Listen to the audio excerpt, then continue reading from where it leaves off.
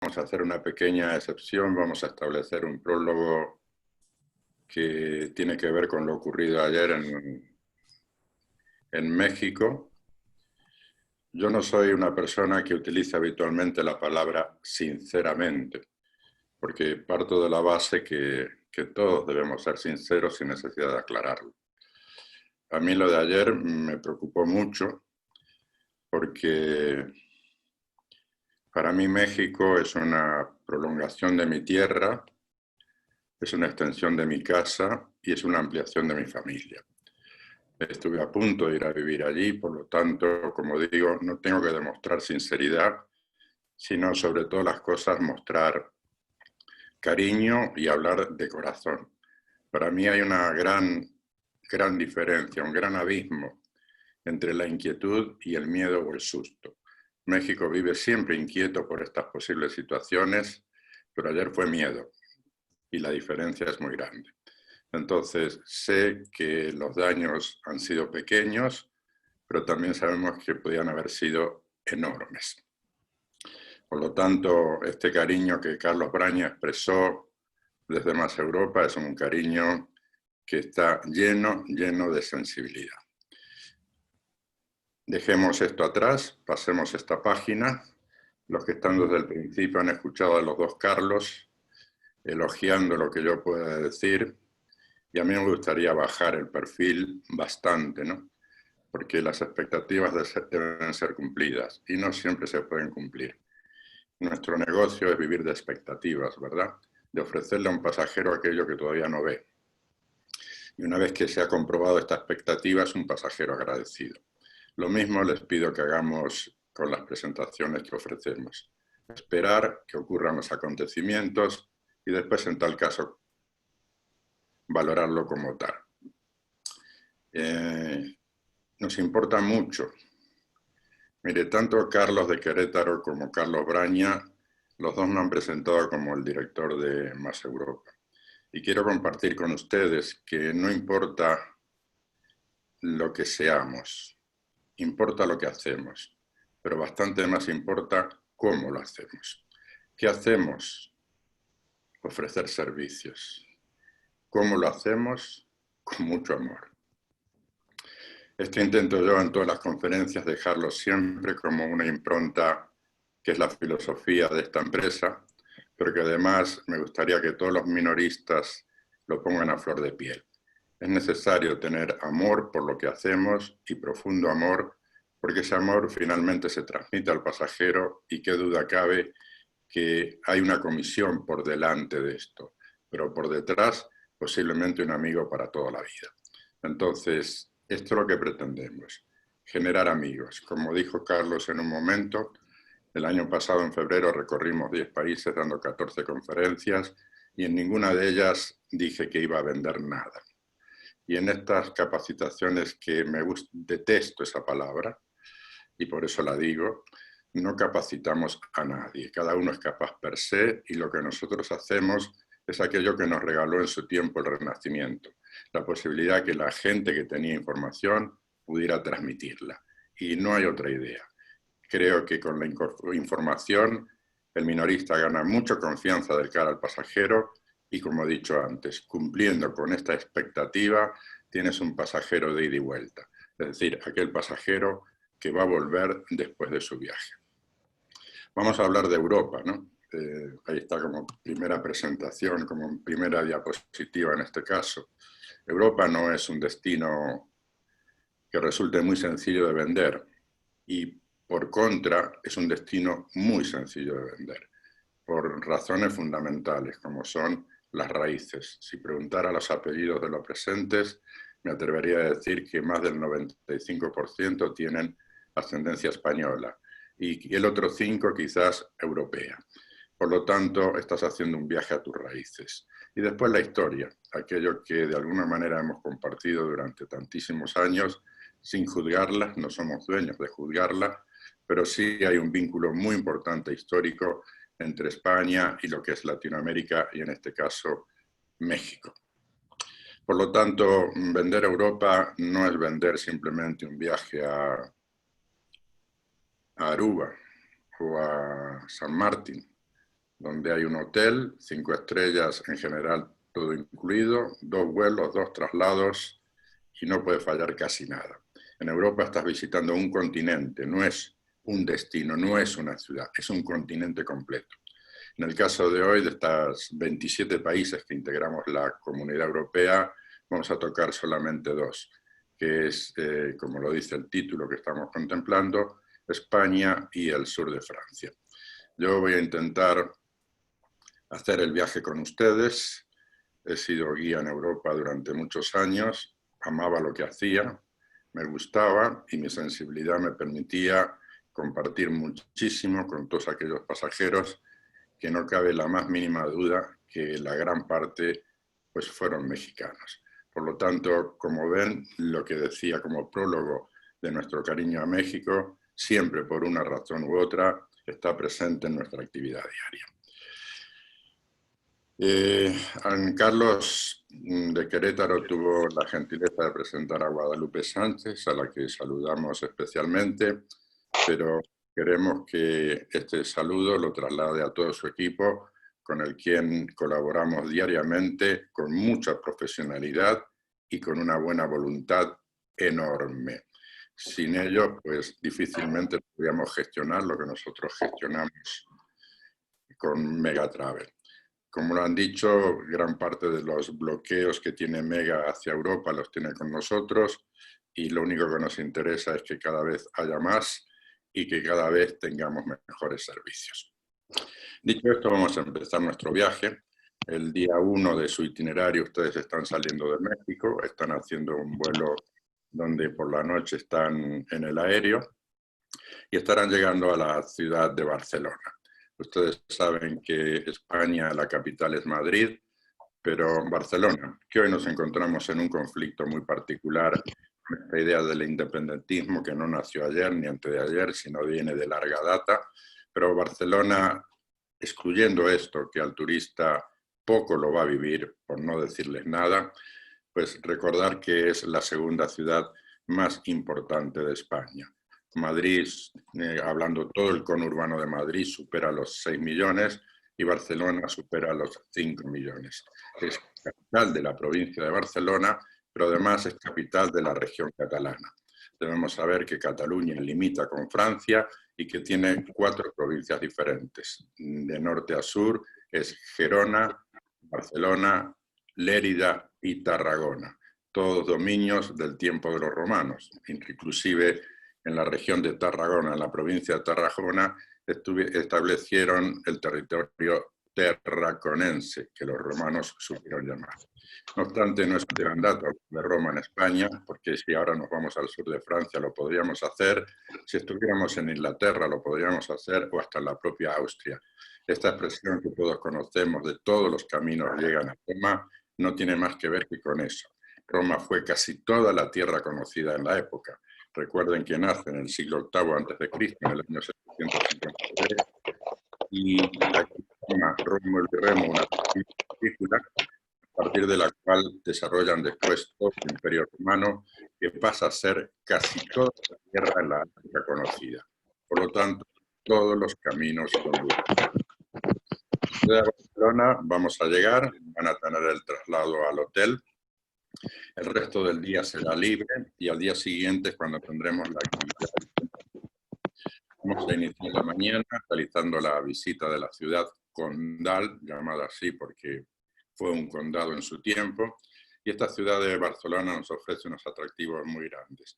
Yo no puedo ignorar la importancia que tiene Madrid como capital del reino, pero recordar Barcelona me resulta muy importante porque para mí como ciudad, como trazado urbano, como forma de vida, me parece a mí personalmente superior a Madrid. Castigamos muchas veces a los catalanes diciendo que son un poco miserables. Hacían chistes incluidos diciendo que el hilo de cobre se inventó tirando de una peseta. Y yo no comparto esto. Lo que yo pienso de los catalanes básicamente es que son grandes administradores. Y mientras en el resto de España a las 4 o 5 de la tarde se está tomando una cerveza en un bar, en Cataluña se está trabajando. Es decir, un pueblo de un altísimo sacrificio. Algunos dicen que hay una profunda influencia judía, Después los voy a mencionar cuando les esté hablando de un punto en el que vamos a visitar puntualmente, pero para mí es una ciudad encantadora.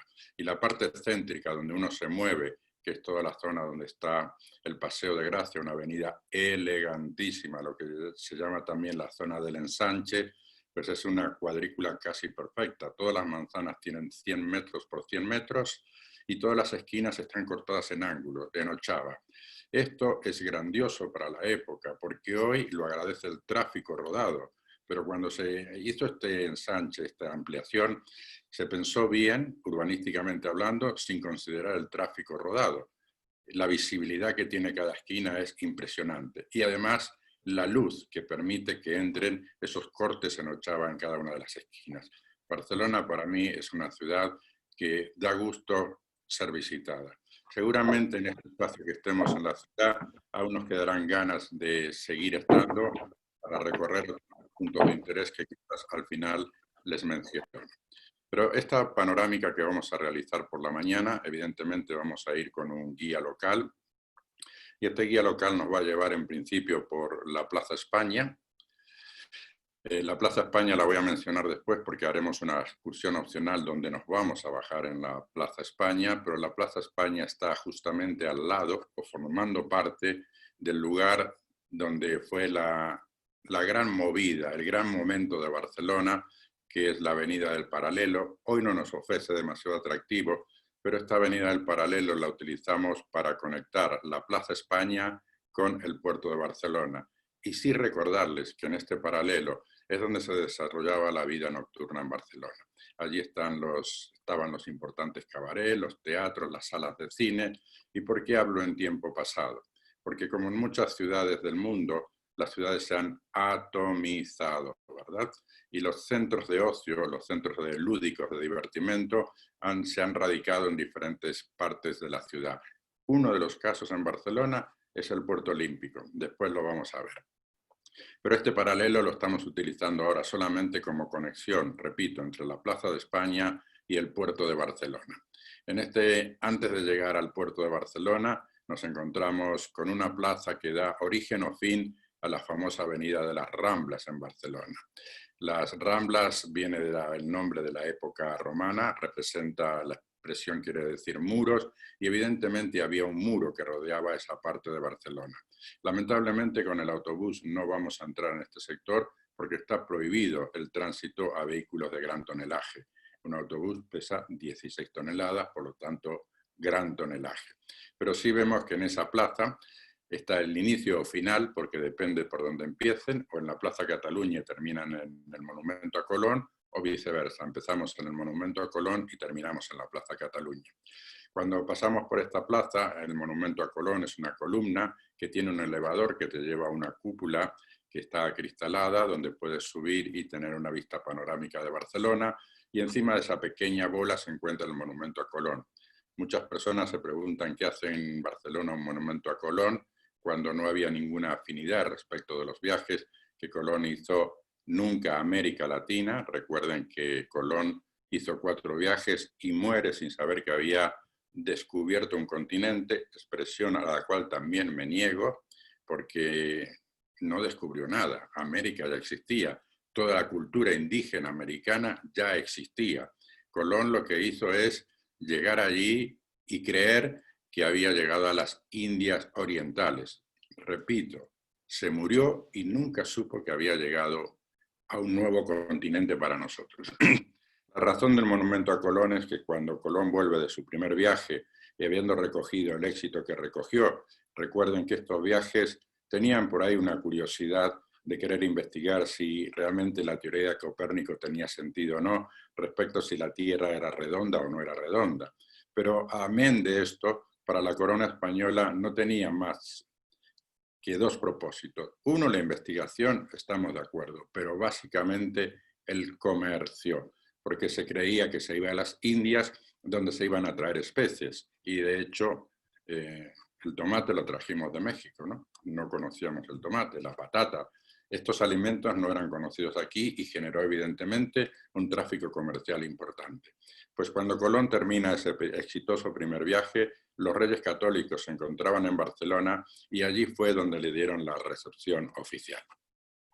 Junto a este punto se encuentra el puerto de Barcelona, el cual voy a ampliar después, cuando también esté comentando cómo se desarrolla la visita opcional.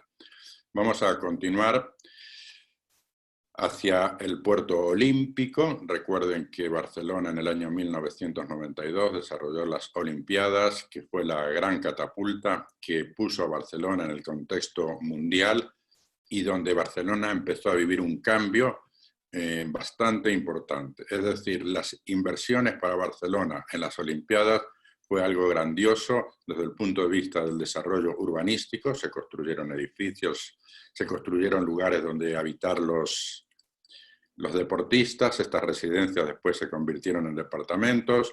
La ciudad creció y la ciudad, como he dicho antes, se mostró al mundo, y mostrándose al mundo empezó a desarrollar una actividad turística que hasta ese momento no tenía.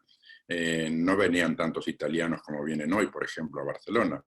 Digamos que es una de las ciudades de moda dentro de lo que es Europa, y en España, por supuesto, no a la altura de Madrid, porque Madrid es la capital, pero realmente tiene una presencia turística importantísima. Ese puerto olímpico se ha convertido en uno de los lugares de ocio también. Por la noche allí hay una actividad muy agradable porque hay restaurantes, hay cafeterías. Cuando existía la empresa Planet Hollywood, el Planet Hollywood de Barcelona estaba en el puerto olímpico, hay donde tomar un helado por una noche de verano, como es el caso de ahora. Realmente un punto muy, muy agradable. Y después vamos a ir hasta la Sagrada Familia. Hay pocas operadoras que paran en la Sagrada Familia, porque hay que andar como unos 400 metros. No está permitido, como antaño, parar alrededor de la Sagrada Familia. Y no todo el mundo quiere vivir este pequeño sacrificio, a nivel empresario, digo. En nuestro caso sí, porque creemos que la Sagrada Familia se ha convertido en el gran símbolo de la ciudad condal. Esta obra es de un arquitecto famosísimo. Perdón, en México tienen obras de Antonio Gaudí. Sin ir demasiado lejos, la iglesia en Taxco tiene el techo en estructura de hierro, que es de Antonio Gaudí. La Sagrada Familia es un templo expiatorio que no está acabado, y la pregunta del millón sería: ¿y cuándo la van a acabar? La respuesta a esa pregunta del millón es: no sabemos. La Sagrada Familia se va creciendo arquitectónicamente hablando desde el punto de vista económico solo con el aporte anónimo de cualquiera, inclusive de ustedes. Por lo tanto, cuando tienen dinero invierten, cuando no, pues van ralentizando las obras. Lo que sí podemos decir es que Antonio Gaudí comenzó esta obra a finales del siglo XIX, en el año 1881. Obra inacabada y no sabemos el fin. Pero realmente es una obra a la que yo, cuando me paraba delante de ella, dejaba una forma de ver esta obra. Puedes hasta no gustarte, puede no gustarte la obra de Gaudí, como este hombre magistralmente tuvo capacidad de trabajar la piedra. No es la parte de Gaudí la que estamos viendo ahora. La que estamos viendo ahora es una parte moderna de una de las fachadas de la Sagrada Familia, y esta está hecha por la tercera generación de alumnos de Gaudí. Lo de Gaudí tiene una diferencia notable con esto, y no hace falta más que decirle: esto es lo de Gaudí, el resto lo consideran ustedes. Hay una diferencia en ese tratamiento de la piedra, como les digo, única. Antonio Gaudí murió en Barcelona en 1926 por un accidente, tristemente arrollado por un tranvía que todavía circulaban por aquella ciudad. De todas formas, durante la panorámica les voy a mencionar Gaudí nuevamente. Pero, como he dicho, creo que este es el gran emblema hoy de la ciudad de Barcelona. ¿Se puede entrar? Sí. ¿Entramos durante la visita? No. Y a veces preguntan si se organiza la excursión opcional a la Sagrada Familia. En ocasiones sí, si las consideraciones que el guía puede permitirse de conseguir lugar o no. Nosotros en esta empresa y de la mano de Megatravel, el principal objetivo que tenemos es evitar conflictos. Así de sencillo, porque cuando se evitan los conflictos, en el autobús tenemos pasajeros felices. Vender una excursión que va a generar un conflicto porque no se encuentran las entradas, porque realmente todo el mundo quiere entrar a ver la Sagrada Familia y existe crisis, existe un caos con esto de las entradas, pues a veces se puede realizar y en otras ocasiones no. Pero la arquitectura, el exterior, es lo que, permítanme decir, realmente destaca de este templo expiatorio de la Sagrada Familia. Después nos iremos a una avenida elegantísima para mi gusto, que es el famoso Paseo de Gracia. Y el Paseo de Gracia nos va a llevar a través de dos construcciones de Antonio Gaudí. Uno es la Pedrera, hoy es la sede de un banco, y el otro es la Casa Batlló. Y ahí nos damos cuenta, en esta Casa Batlló, cómo vivía la gente de aquella época, finales del 19, principios del 20, donde realmente la planta más importante era la primera planta, donde están los grandes balcones, donde están los grandes ventanales, y los espacios más pequeños los de arriba. ¿Por qué? Bueno, no todas las casas tenían y usaban ascensores, elevadores, por lo tanto la comodidad del dueño de casa, ¿dónde radicaba? En subir menos escaleras. Por eso la familia noble vivía, la planta noble era la primera. Y arriba, donde había que subir muchas escaleras, vivía la servidumbre. Hoy sería totalmente diferente, ¿no? Hoy pagamos mucho más dinero por un penthouse en las últimas plantas, un ático, que por una primera planta. Todo esto se entiende. Pues la Casa Batlló es un gran ejemplo de cómo era la vida de esta época. Es un gran ejemplo de cómo trabajó las vidrieras Antonio Gaudí, cómo combinó colores en los cristales y fue dándole figuras, formas a través del trabajo del estaño. Estaño y cristal forman esos dibujos tan bonitos que la Casa Batlló nos puede ofrecer. La Pedrera no nos ofrece esto. La Pedrera es porque es piedra, es pura piedra, pero es posiblemente uno de los lugares más visitados de la obra de Antonio Gaudí. Y llegaremos finalmente a la Plaza Cataluña. Si tuviéramos un mapa de Barcelona en nuestro poder ahora, nos daríamos cuenta que hemos hecho toda una circunvalación, hemos rodeado, hemos hecho un círculo durante esta visita. Y llegamos a la Plaza Cataluña, que es el centro neurálgico de Barcelona, y aquí terminaremos la visita panorámica. ¿Por qué la terminamos aquí? Porque apenas a 10 minutos a pie está el famoso barrio gótico de Barcelona. Y dentro del barrio gótico, aparte de estar el gobierno de Cataluña, el edificio de la Generalitat, también tenemos la Catedral Gótica de Barcelona. Entonces el pasajero, una vez que está en el centro, una vez que está aquí, pues el guía le va a indicar cómo llegar a la catedral, cómo introducirse en este barrio gótico y disfrutar de este ambiente que verdaderamente es gótico. Después habrá tiempo libre para comer y por la tarde vamos a organizar una excursión opcional que se llama Paisajes de Barcelona, y lo que realmente el título lo que tiene que ver es cómo vamos a disfrutar de estos paisajes, cómo se disfruta de un paisaje en una ciudad. Pues le voy a dar algunos datos para considerarlo. En esta excursión opcional vamos a volver a la Plaza España, esta que mencioné al principio. En esta Plaza España se encuentra en el centro de la plaza una fuente con los ríos que representa los ríos más importantes de España, y en un lado de la plaza la antigua Plaza de Toros de Las Arenas. Digo antigua porque ya no lo es. Debemos saber que en Barcelona están prohibidas las corridas de toros. Saben que tenemos una España dividida respecto de los que aman y consideran a la tauromaquia como un arte, muy cerca de los mexicanos también. Nuevo Hermano tienen la mayor plaza en cuanto a tamaño del mundo. Siempre pido permiso para decir que no es la más importante del mundo. Este privilegio creo que lo tiene Madrid. Ningún torero se siente realizado si no ha toreado en las ventas en Madrid, pero México goza el privilegio de tener la plaza de toros más grande del mundo. Esta plaza de toros no existe más para estos menesteres. Sin embargo, la arquitectura se ha mantenido y nos debe poner felices que se haya mantenido, porque en este viaje es la única oportunidad que tenemos de contemplar el estilo árabe, el estilo mudéjar, que en realidad no fue árabe. El mudéjar es un estilo cristiano con influencia árabe, pero en esa plaza de toros nos damos cuenta con qué facilidad se pueden desarrollar cosas bonitas. El mudéjar lo que hace es cambiar el plano del ladrillo. En lugar de ponerlos uno encima del otro, les va sacando vértices, les va sacando ángulos y con ellos van conformando diferentes figuras. Este mudéjar, claro, en Andalucía lo encontramos por todos sitios, pero en este itinerario, como digo, única oportunidad de disfrutar de esta arquitectura en esta Plaza de Toros de las Arenas. ¿Por qué vamos allí si no hay corridas de toros? Si no se ve la plaza?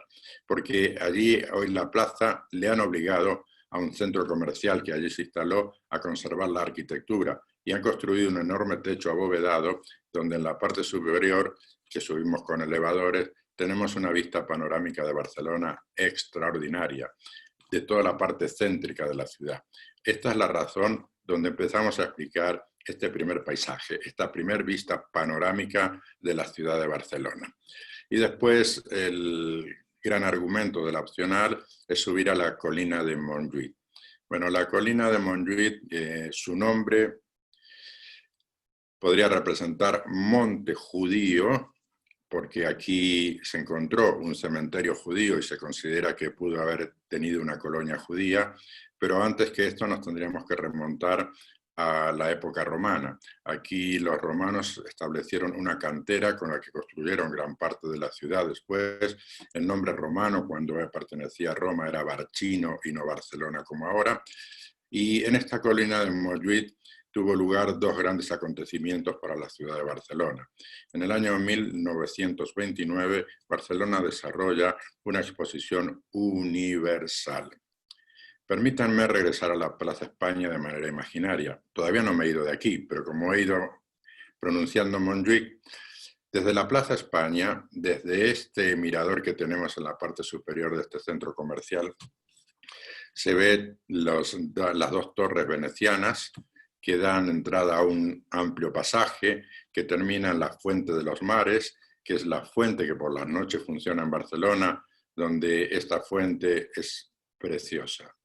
Si han tenido oportunidad, solo los fines de semana, y si coinciden en Barcelona, esta fuente nos regala por la noche y en fin de semana luz, agua y sonido, y en una armonía extraordinaria, porque cuando las notas musicales son muy fuertes, los chorros de alto son muy altos, y el sonido y la luz van acordes a ese movimiento musical. Por lo tanto, la nota muy alta, chorro de agua muy alto, la luz muy intensa y la nota musical muy alta. Y así van acompasando esas melodías, esas diferentes interpretaciones que se ponen. Es breve, este espectáculo dura 10-15 minutos, pero la brevedad no la hace pobre, todo lo contrario. A veces la brevedad nos da mucha intensidad a lo que estamos haciendo. Y justo como cerrando esta perspectiva está el Palacio Nacional. Aunque está ya en Montjuïc, lo estamos viendo de este lado. Y el Palacio Nacional hoy funciona como sede del Museo de las Bellas Artes Catalanas, pero en la exposición del año 1929 fue el pabellón de España, fue el pabellón central, ya que era el país anfitrión. Esta colina de Montjuïc nos va a regalar diferentes cosas. Una de ellas es ver el Estadio Olímpico. El Estadio Olímpico, que ustedes saben que fue en el año 1992, no data de esta época, sino de la exposición anterior de 1929.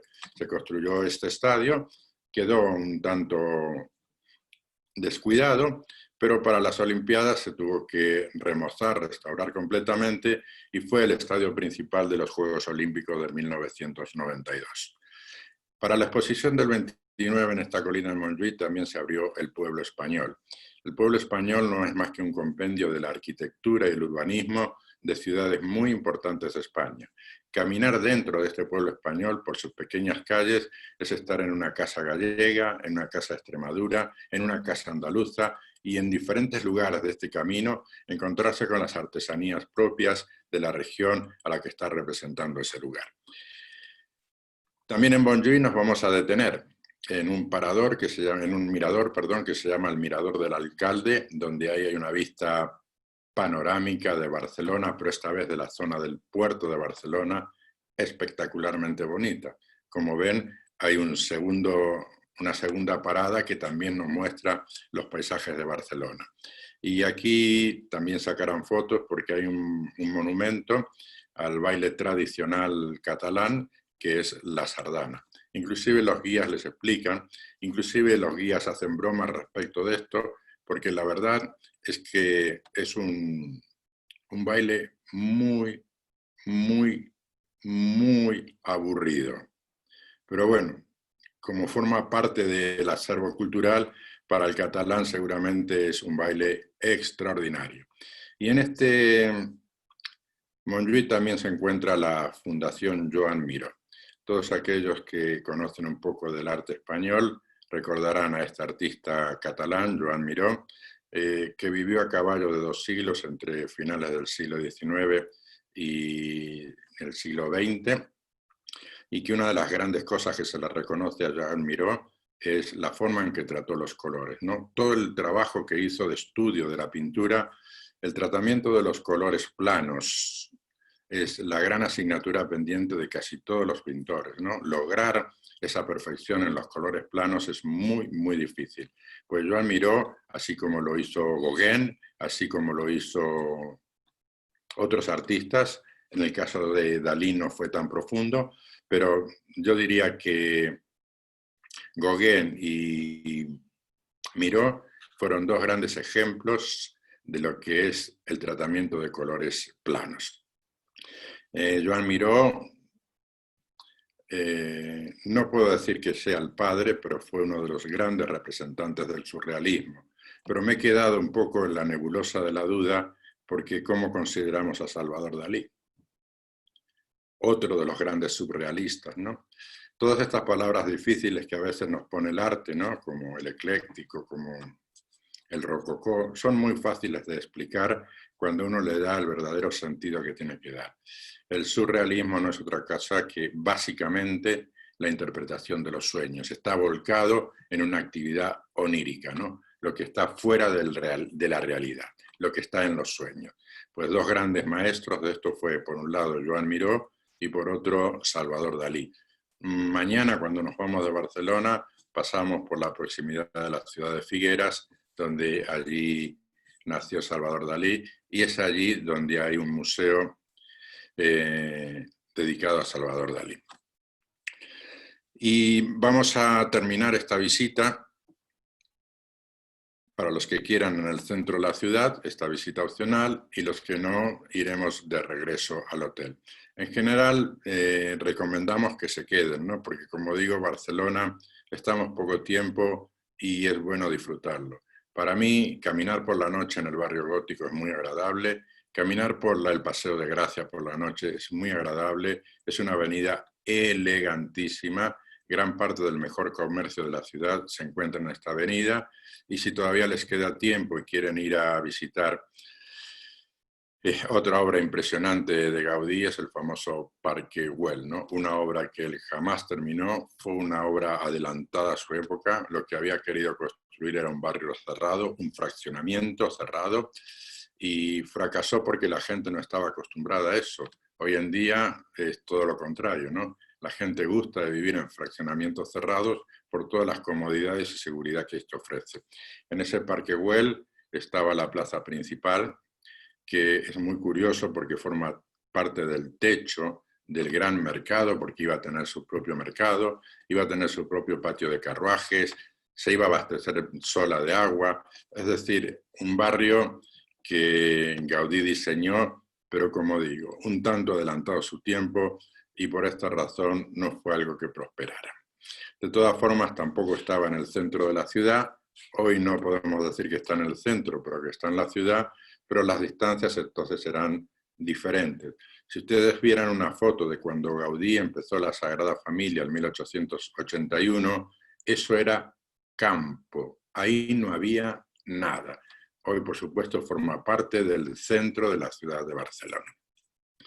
Bueno, como ven, hemos hecho una visita panorámica que, como digo, terminaremos en el centro. ¿Pero dónde en el centro?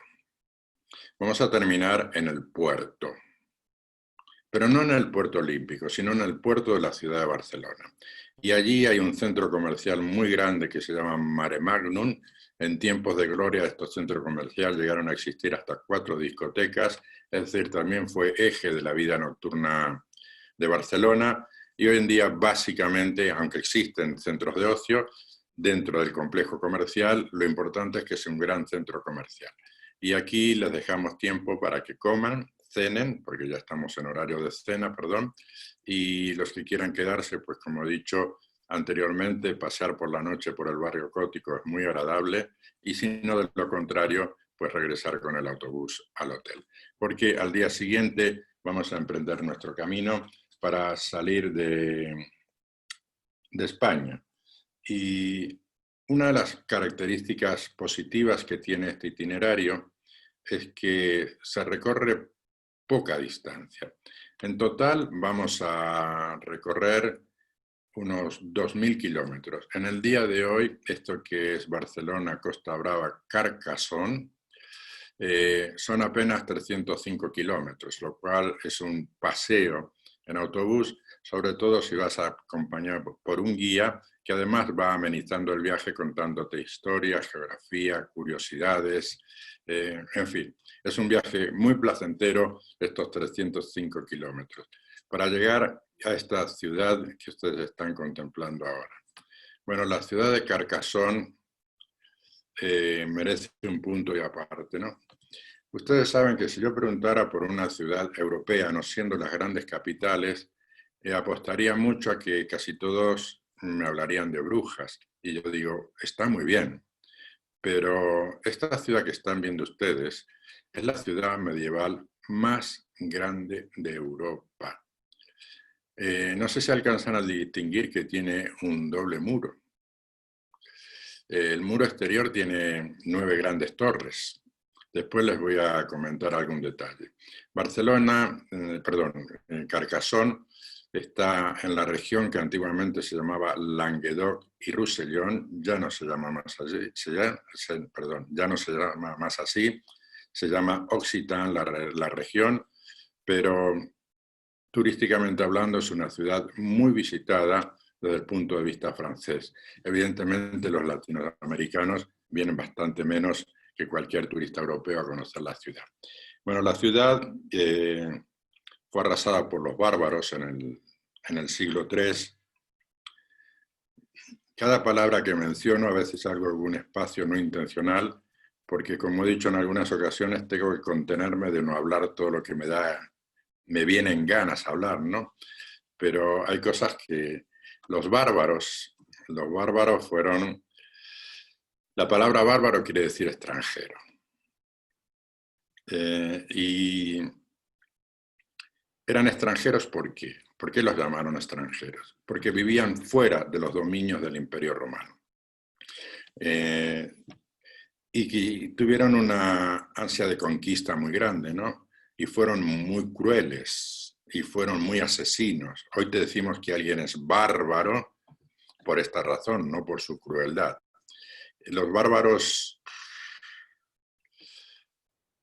acabaron con el Imperio Romano, para decírselo en otras palabras. En este siglo III que menciono yo, de que llegaron hasta esta ciudad, es porque en el siglo III fue la caída del Imperio Romano. Este que mencioné antes, que nace 8 siglos antes de Cristo, termina muriendo en el siglo III, y en el siglo II conoce su mayor extensión territorial. En el año 127 y bajo el emperador Trajano es el dominio más grande que el Imperio Romano conoce. Pero después de lo más grande viene la caída, ¿no? Y esa caída, lo que le llevó casi 11 siglos conquistar, en un siglo y medio lo perdieron completamente todo. Por eso, gracias a la invasión de los bárbaros. Bueno, los griegos ya utilizaban esta expresión, pero también los griegos utilizaban xenos, con X, aquella palabra que define al que no pertenece a la metrópoli. Bueno, de ahí pueden sacar la definición de xenofobia, ¿no? No perteneciente a nosotros. Y por eso una persona es xenófoba, ¿no? Porque tiene una fobia especial a todo lo que no pertenece a lo suyo. Esta ciudad de Carcassonne Lo que están viendo ustedes es la ciudadela, la parte antigua. 47.000 personas viven en esta ciudad y les garantizo que no viven ahí. Viven en todo el entorno de la ciudadela, pero no viven ahí. Nosotros vamos a llegar a esta ciudad que, como he dicho antes, de aspecto medieval, la más grande, la más importante de Europa. Es considerada patrimonio de la humanidad y vivió un momento de esplendor en la época medieval, cuando había un comercio muy intenso, era un eje, era un punto de un eje comercial muy importante. Estamos viendo aquí un curso de agua delante nuestro, pues ese es el río Aure, pero también quiero decirles algo. Por la ciudad de Carcassonne pasa el canal du Midi en francés, quiere decir canal del mediodía, y es importantísimo, porque desde la ciudad de Toulouse, que mañana vamos a pasar allí, desde la ciudad de Toulouse conecta con el canal del río Garona. Ustedes saben que tanto el Garona como el Ródano son los grandes ríos franceses, sumado al río internacional que es el Rin, que también forma un límite tripartita con Suiza, Francia y Alemania. Y esto ocurre cuando te vas hacia el sureste del país, de Francia. Allí el río conecta con estos tres países. Por eso he dividido el comentario. Los dos grandes ríos de Francia, el Ródano y el Garona. El Sena, que pasa por París, no lo considero importante. No tiene apenas unos 700 kilómetros, pero estos dos ríos sí. Y el Garona en particular llega hasta Toulouse también con un canal paralelo. Y uniendo el canal del Garona con el canal du Midi, Francia puede conectar el Atlántico con el Mediterráneo. Debemos saber que si tuvieras una pequeña embarcación en Francia, podrías recorrer todo el país, prácticamente todo el país, en un barquito a través de ríos y canales. ¿Cuál es la razón de estos canales? Básicamente la explotación agropecuaria, ¿verdad? Ustedes saben que Francia posiblemente es uno de los países agrícolas más importantes de este continente. Cuando uno recorre Francia y ve sus campos, claro, depende qué parte de Francia estés recorriendo, vas a ver unos campos o vas a ver otros, ¿no? Depende la época del año, ves una cosecha o ves otra cosecha, porque tienen dos explotaciones agropecuarias al año y realmente regar las tierras hay que regarlas. Francia, a diferencia de muchos países del mundo entero, no necesitan mirar al cielo a ver si va a llover para salvar la cosecha o no. Si necesitan agua, abren sus riegos a través de los canales. Si no necesitan agua, evidentemente no lo hacen.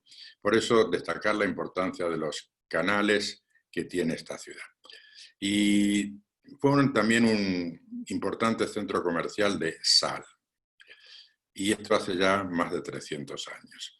Y por eso también enriqueció la ciudad, porque debemos saber que hoy no le damos importancia a la sal, pero en la época medieval la sal valía más que el oro. La sal se guardaba en cofres de oro, los saleros eran de sal, la nobleza solo podía pagar la sal, el pueblo no comía con sal. Y de ahí viene la palabra comensales, ¿no? El pueblo miraba a aquellas personas que estaban sentadas en una mesa comiendo sal, porque era como algo prohibitivo para ellos y claro, era una especie de espectáculo ver a la gente comiendo sal. De la sal viene la palabra salario. Como dije antes, es más cara que el oro, por lo tanto, pagarte con sal era lógico y así ocurrió. Se pagaba con sal y estos iban a vender su sal y recibían su dinero. Como he dicho, de ahí la palabra salarios. Y también debemos decir que Carcassonne fue una ciudad con una cultura muy abierta. El mercado que tuvo, tan importante como he mencionado ya en 2 ocasiones, permitió que la gente de diferentes zonas, no solo de Francia, sino del resto de Europa, llegaran aquí, lo que convirtió a esta ciudad en una ciudad de una armonía muy abierta. Pero esto cambió radicalmente en la época gótica, esa época que nace allí por el siglo XII y que realmente hizo que la ciudad abandonara toda esa capacidad de armonía que tiene. Y volviendo al tema de la sal, simplemente mencionarles que hay una mina de sal apenas a 70 kilómetros de la ciudad de Carcassonne. Por lo tanto, como ven, una ciudad que respiró un ambiente en la época medieval increíble. Nosotros vamos a llegar a nuestro hotel, que está en la parte moderna de la ciudad, no aquí en la Ciudadela, y sin embargo les vamos a ofrecer una excursión opcional para estar aquí, para estar en el corazón de lo que fue la ciudad medieval. Dentro de esta visita que vamos a realizar opcional, tenemos la entrada al castillo de Carcassonne, el castillo condal, y allí vamos a hacer un paseo visitando ese castillo, pero además un paseo también, digamos que entre los muros de la ciudad, para contemplar estos dos muros diferentes, para ver las torres. En realidad tiene un total de 9 grandes torres. Hay más torres, hay como 30, pero repito el concepto, 9 grandes torres. Y vamos a hacer una visita increíble, vamos a tener tiempo libre en esta ciudadela. Hay un restaurante que vende trufas. Bueno, ustedes saben que la trufa hoy es uno de los hongos más caros que puedas consumir. La historia es muy curiosa siempre y nos deja, no digo mucha sabiduría, ¿no? Pero nos deja al menos mucha información. La trufa en esta ciudad, en la época antigua, no era el manjar que hoy representa, no tenía los precios que hoy tiene, sino todo lo contrario. La nobleza no tenía problemas de alimento, pero el pueblo, los campesinos, los sirvientes, tenían que escarbar la tierra para poder comer raíces. Y dentro de los que encontraron trufas. Y era el pueblo, realmente los sirvientes, los campesinos, los que consumían las trufas. Inclusive tenía un término peyorativo la trufa, la llamaban la papa del pueblo, ¿no? Los nobles no comían este tipo de cosas. Pues hay pequeños restaurantes que aquí en esta ciudadela, además de tiendas de souvenir, también tendremos la posibilidad de encontrar. Este castillo que nosotros vamos a disfrutar muchísimo, y quiero decirles por qué se disfruta mucho. Dentro de este circuito, y en pocos sitios en Europa, puede el pasajero, si tiene la sensibilidad vinculada a la imaginación, es el único lugar donde puede considerar que está en un lugar medieval en serio, que puede imaginar la vida de un castillo, que puede imaginar dónde se realizaban las justas, estas competiciones que hacían los caballeros. Realmente un lugar para estar en un castillo. Y repito, de este itinerario no hay ninguna otra posibilidad igual a esta. Por lo tanto, Carcassonne, que es un nombre que parece estar en un itinerario simplemente, puedo decirles que es un lugar donde la gente va a salir con un gratísimo recuerdo de esta ciudadela. Si no compran la visita opcional, pues se quedarán en el centro de la ciudad. Las visitas opcionales todos deben saber que son fundamentales. Perdonen, no quiero molestar a nadie, sino simplemente transmito un pensamiento. Como yo decía en mi autobús el primer día, vamos a estar de acuerdo en que podemos no estar de acuerdo. Y esto es el sinónimo de respeto profundo, ¿no? Un agente de viajes tiene la obligación de decirle a su pasajero que hay excursiones opcionales y que estas opcionales le van a permitir de verdad conocer con profundidad los lugares que se van a visitar. Porque este es un ejemplo de tantos como puedo poner, y si me han escuchado en otras disertaciones, siempre defiendo esta situación, porque asesorar bien es ser un profesional. Y la gente tiene que traer su reserva económica, que no son muy caras estas excursiones en este circuito, su reserva económica a participar de ellas. Porque si tú no vas a esta ciudadela y te quedas en la parte moderna de Carcassonne, donde está el hotel, ¿qué has conocido? Una ciudad moderna. Entonces, hay que decirle a la gente que traiga su previsión económica para las excursiones opcionales. También disfrutarán del tiempo libre en el centro de la ciudad si gustan. Y aquí habrá tiempo libre durante la excursión opcional, un tiempo que la gente agradece muchísimo también, porque estar en libertad en un lugar que data de la época medieval y en tan buen estado de conservación. Les recuerdo que, si no lo he dicho, lo digo por primera vez, esta ciudad fue abandonada durante mucho tiempo y en el siglo XIX en la primera mitad del siglo XIX, Francia decidió restaurar esta ciudadela y hoy tenemos una arquitectura maravillosa y además considerada Patrimonio de la Humanidad por la UNESCO. Al día siguiente, como reza el itinerario, nos vamos a ir a la ciudad de Lourdes, pero antes de llegar a Lourdes pasaremos por la ciudad de Toulouse. Bueno, debemos saber que Toulouse es una ciudad que la consideran la ciudad más española de Francia. Y la historia es la que nos ampara para poder decir esto. De la Guerra Civil Española salió mucha gente que no estaba de acuerdo con Franco, porque Franco provocó el alzamiento en julio de 1836. La guerra duró 3 años y la humanidad no conoce guerra fratricida tan cruel como la Guerra Civil Española, ¿no? Una guerra fratricida, fratricidios, muerte entre hermanos. Y esto es lo que ocurrió en esos 3 años. Más de 1 millón de personas murieron y de verdad. Algunos hermanos de sangre que estaban enfrentados, unos eran franquistas y los otros eran republicanos. Y lo hacían por una opción, una decisión personal, la verdad que no. Muchas veces entraban las tropas franquistas a un pueblo, le daban un arma, un fusil, le ponían un uniforme y le decía a pegar tiros. Y en el pueblo de al lado posiblemente estaba tu hermano de sangre y se estaban tiroteando. Dice la historia que por la noche se gritaban entre trinchera y trinchera preguntando cómo está mamá, cómo está papá, cómo está la familia. Porque realmente fue muy dura. Pues bueno, de estos exilios que vivieron algunos españoles,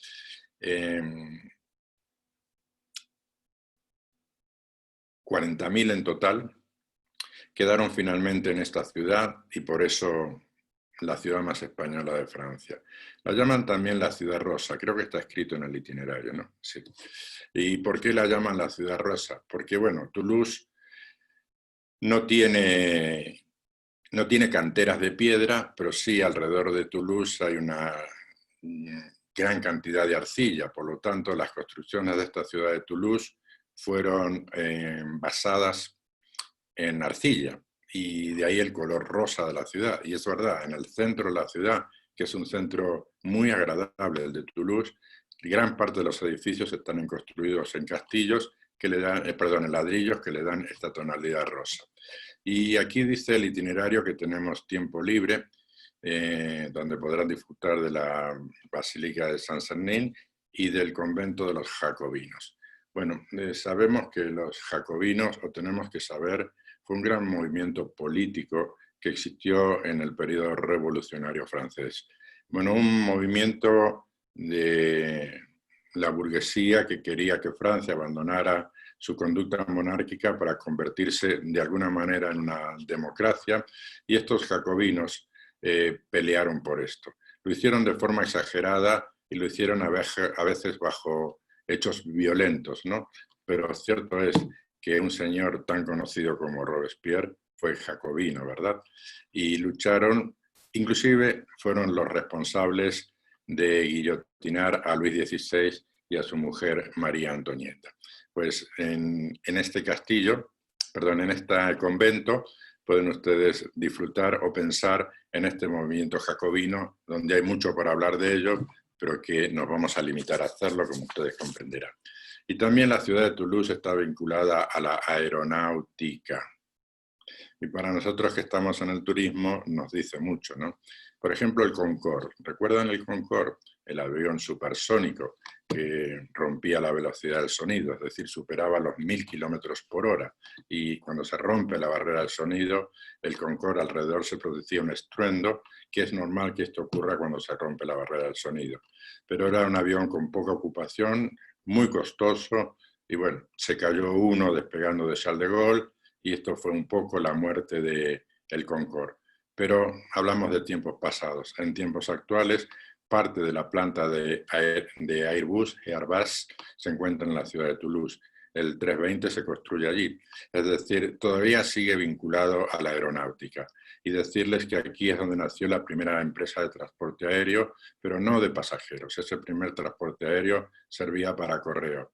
Y no sé por qué, cada vez que pasaba por Toulouse, no me pregunte por qué, no tengo una respuesta, me acordaba de dos personajes. Uno era Toulouse-Lautrec, y ustedes dirán, claro, pues no, Toulouse-Lautrec no tiene nada que ver con Toulouse, pero a mí, dentro de las cosas que la mente nos traiciona, me traía esto, porque él nace en un pueblo que se llama Albi, en Francia, y no está vinculado a esto, es su apellido, ¿verdad? Pero ha sido un pintor que es muy curioso, por eso me permito mencionarlo, que le gustaban los deportes, pertenecía a una familia económicamente acomodada y tuvo varios accidentes deportivos y sus piernas no se desarrollaron, se quedó muy pequeño, medía 1,50 m y tenía una cabeza un tanto desproporcionada. Pero es el gran ejemplo de la bohemia parisina, ¿no? Cuando uno va por la zona de Pigalle, por donde está el Molino Rojo, inclusive una de las grandes obras de él es el baile en el Molino Rojo, ¿verdad? Y los carteles que hacía para la sala de espectáculos Ambassador. Él estuvo vinculado a toda la vida nocturna parisina y además tenía su pequeño taller en la colina de Montmartre. Los que han escuchado alguna presentación mía de París, allí les digo que Montmartre era un lugar donde vivían los pintores porque era un lugar muy económico donde vivir. Hoy, por lo contrario, es un lugar muy caro. Y Toulouse y todo esto de la aviación me permite recordar también a Saint-Exupéry, ¿verdad? El autor de, entre otras cosas, El Principito. ¿Por qué entre otras cosas? Porque tiene otra de las primeras que hizo, Vuelo Nocturno. Es decir, desde pequeño adoró la aviación. Y saben que El Principito nace de un accidente que tiene en el desierto. Allí queda al albedrío del sol, de la temperatura, de la falta de agua con su copiloto durante 4 días, y ahí es donde nace este pequeño libro. Es muy pequeño, pero lleno de un contenido filosófico de lo que realmente tiene valor en la vida.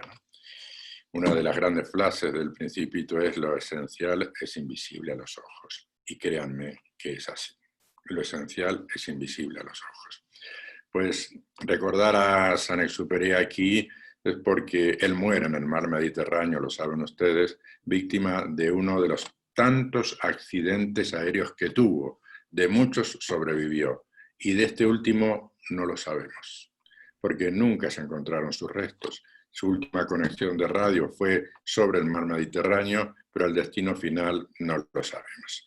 Sí sabemos que el destino final de nosotros, después de haber parado en la ciudad de Toulouse y disfrutar del centro de la ciudad, nos vamos a ir hacia Lourdes. La ciudad de Lourdes es una ciudad que está en los Prepirineos, es una ciudad que se encuentra a unos 400 metros de altura y allí llegamos con un propósito más bien religioso, místico, ¿verdad? La ciudad de Lourdes como tal no ofrece ningún atractivo, créanme, ninguno. Es una ciudad pequeña, muy gris en cuanto a su arquitectura. Realmente no tiene una vida que a uno le invitara a ir a Lourdes si no fuera por cuestiones de orden religiosa. Allí llegaremos y tendremos oportunidad de visitar la basílica por la tarde, cuando estemos llegando, en virtud de que al día siguiente nos iremos temprano hacia España a regresar a España. Pero ¿qué hacemos en Lourdes? ¿Por qué vamos a Lourdes? Bueno, evidentemente por el santuario. ¿Qué razón nos lleva a considerar este santuario? La aparición de la Virgen María a una pequeña niña llamada Bernadette Soubirous.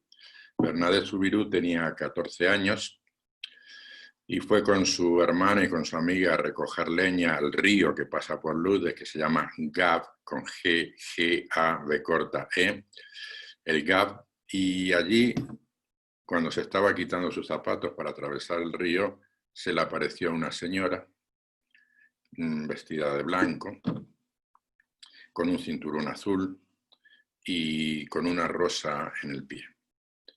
Y claro, esta niña pues no estaba dando crédito a lo que veía, no entendía absolutamente nada, les repito, apenas 14 años, y no supo quién era. Con todo esto, nadie le creía a esta niña. Volvió otra vez, volvió a hablar con la señora, nadie le creía, volvió por una tercera vez, y en esta tercera vez la señora, hasta este momento la señora, le pide que regrese durante los 15 días consecutivos. Y esto es lo que hace Bernadette Soubirous. Pero cada día regresaba con más gente. Llegó a tener a su alrededor unas 8.000 personas. Lo cierto es que nadie veía a esa señora ni nadie le escuchaba, porque esa señora hablaba con la Virgen, con Bernadette. El 18º día de aparición es cuando le confiesa que es la Inmaculada Concepción. Esto hace que el cura de Lourdes valore lo que esta niña ha dicho, porque apenas hacía 4 años que la Iglesia Católica había aceptado el término de la Inmaculada Concepción. Era prácticamente imposible que esta niña conociera este término de Inmaculada Concepción. La primera aparición fue el 11 de febrero de 1858. Por lo tanto, cada 11 de febrero la peregrinación hasta Lourdes es enorme. En el año 2018 se consideró el 70 milagro de Lourdes y le ocurrió a una pequeña monja de 69 años de edad que tenía una minusvalía en las piernas. Ahora yo creo que afortunadamente lo han quitado, pero cuando íbamos hasta la gruta de Lourdes, alrededor de la gruta había colgado aparatos ortopédicos, incluidas piernas ortopédicas, ¿no? Y visualmente era muy poco agradable eso. Por suerte lo han quitado y lo que ha quedado ahora es en torno a la gruta, el entorno que la gruta en particular ofrece, ¿verdad? ¿Qué hace la gente cuando está en Lourdes? Bueno, lo que yo hacía no lo hace ningún guía, pero yo lo voy a compartir con ustedes. Y les digo que no lo hace ningún guía para que nunca se comprometan que el guía va a hacer esto. Yo acompañaba a mi grupo a la gruta. La acompañaba por una convicción personal y porque para mí era un momento especial respecto del grupo, ¿no? Hay una costumbre que es encender una vela y dejarla donde hay miles y miles de velas, ¿no? Que yo le decía a la gente, o lo que voy a contar ahora, esas velas ni siquiera arden por sí solas. Cuando cierran la gruta, la basílica, pues esas velas son recogidas y son incineradas, se queman. Es decir, tu vela no arde como tú quisieras que ardiera. Y la gente decía que mal, y yo decía no, no. Ya tenemos el facilismo de juzgar las cosas. Tiene que ser necesariamente así, porque hay tantos miles de personas que llegan que no habría espacio físico para que todos pongamos nuestra vela. Sin embargo, de esta manera, todos podemos poner nuestra vela. Tu propósito es encender tu vela y ponerla por las razones que te lleven a encender esa vela. Yo iba a la gruta, encendía en primer lugar, entonces fumaba, yo llevaba encendedor, encendía mi vela y preguntaba a la gente: si os doy luz a todos ustedes con esta vela, ¿consideráis que estoy perdiendo luz? ¿O por el contrario, consideráis que estoy multiplicando mi luz? La respuesta es la segunda, ¿no? Por lo menos en mi apreciación personal.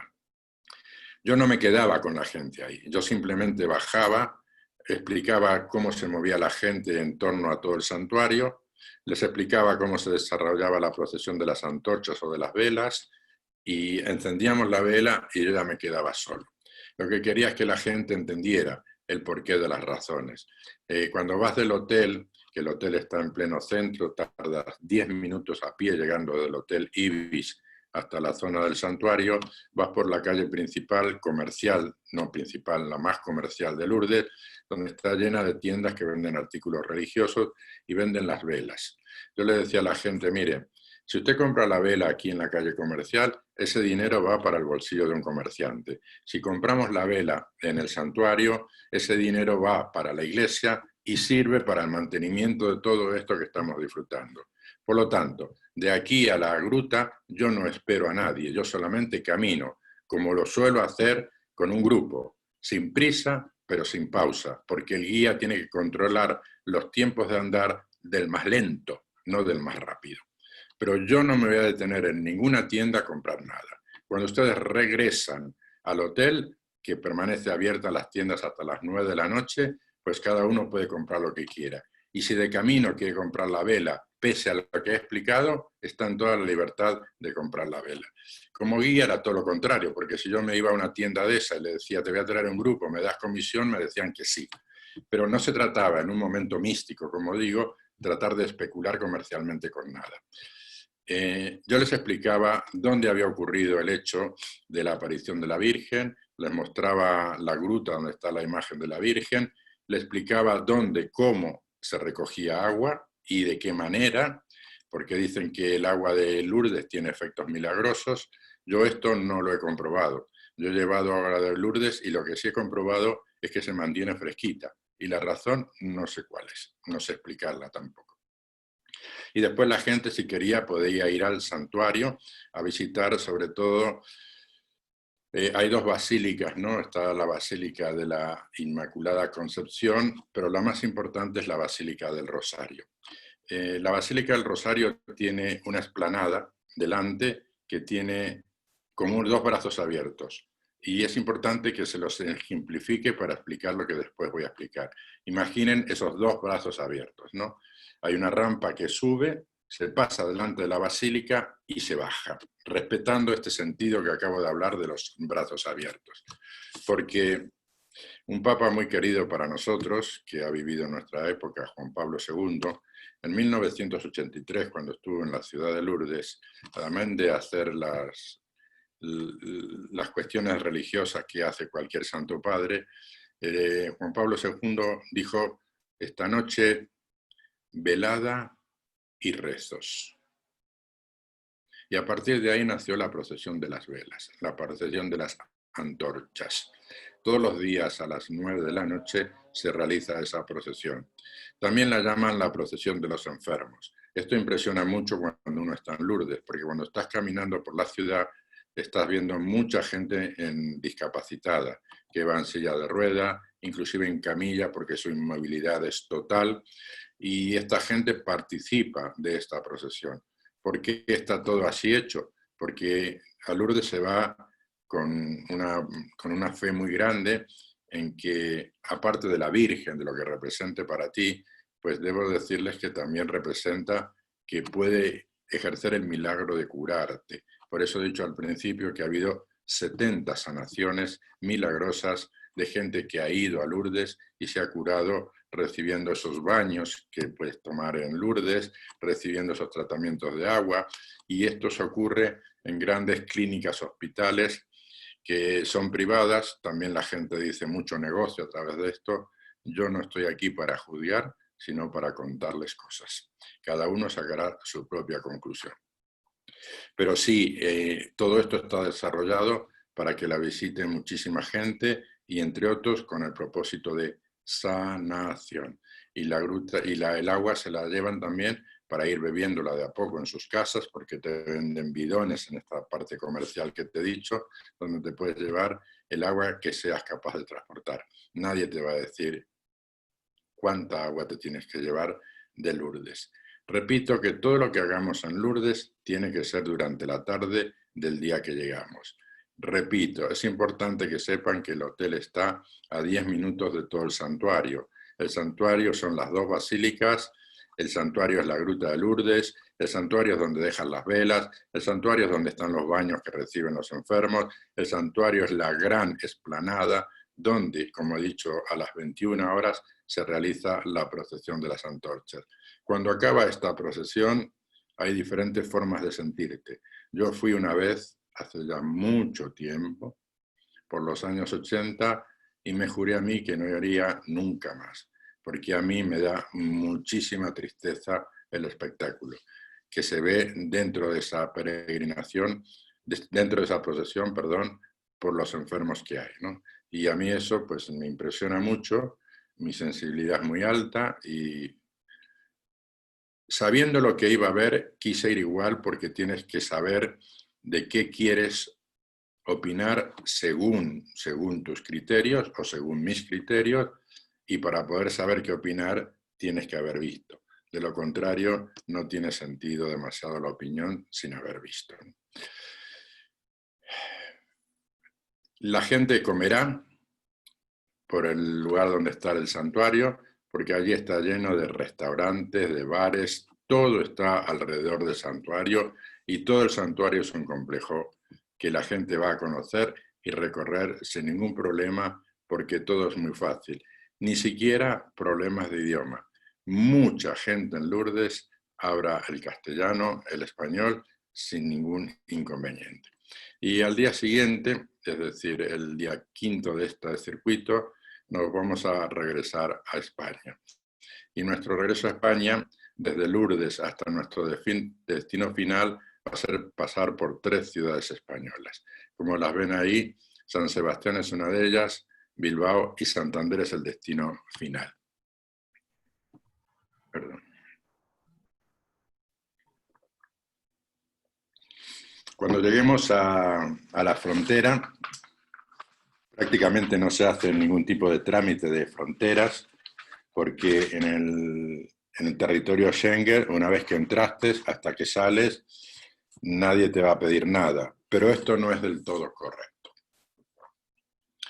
El guía normalmente le dice al pasajero que lleve el pasaporte a mano, porque en cualquier camino, en cualquier autopista, en cualquier ciudad, la autoridad policial puede detener el autobús y pedir un control de pasaportes. Por lo tanto, ¿te van a decir algo? No, simplemente te van a pedir que te identifiques. El camino que nos ofrece Lourdes hasta San Sebastián es un camino agradable, porque vamos de alguna manera tomando contacto con los Pirineos, porque van en parte del camino paralelo a nosotros, ¿no? Pasamos inclusive a unos 30 kilómetros de Lourdes, está la ciudad Pau, que se escribe Pau, P-A-U, que es un lugar poco importante, pero a su vez muy importante. Ahí nació Enrique IV de Navarra, el primer rey Borbón de Francia. Les recuerdo que hubo 3 dinastías en este país, los Capetos, que nacen de la mano de un señor llamado Hugo Capeto en el siglo X. A la falta de herencia de los Capetos le suceden los Valois, y a la falta de herencia de los Valois le suceden los Borbones. Y este es el primer rey Borbón, Enrique IV.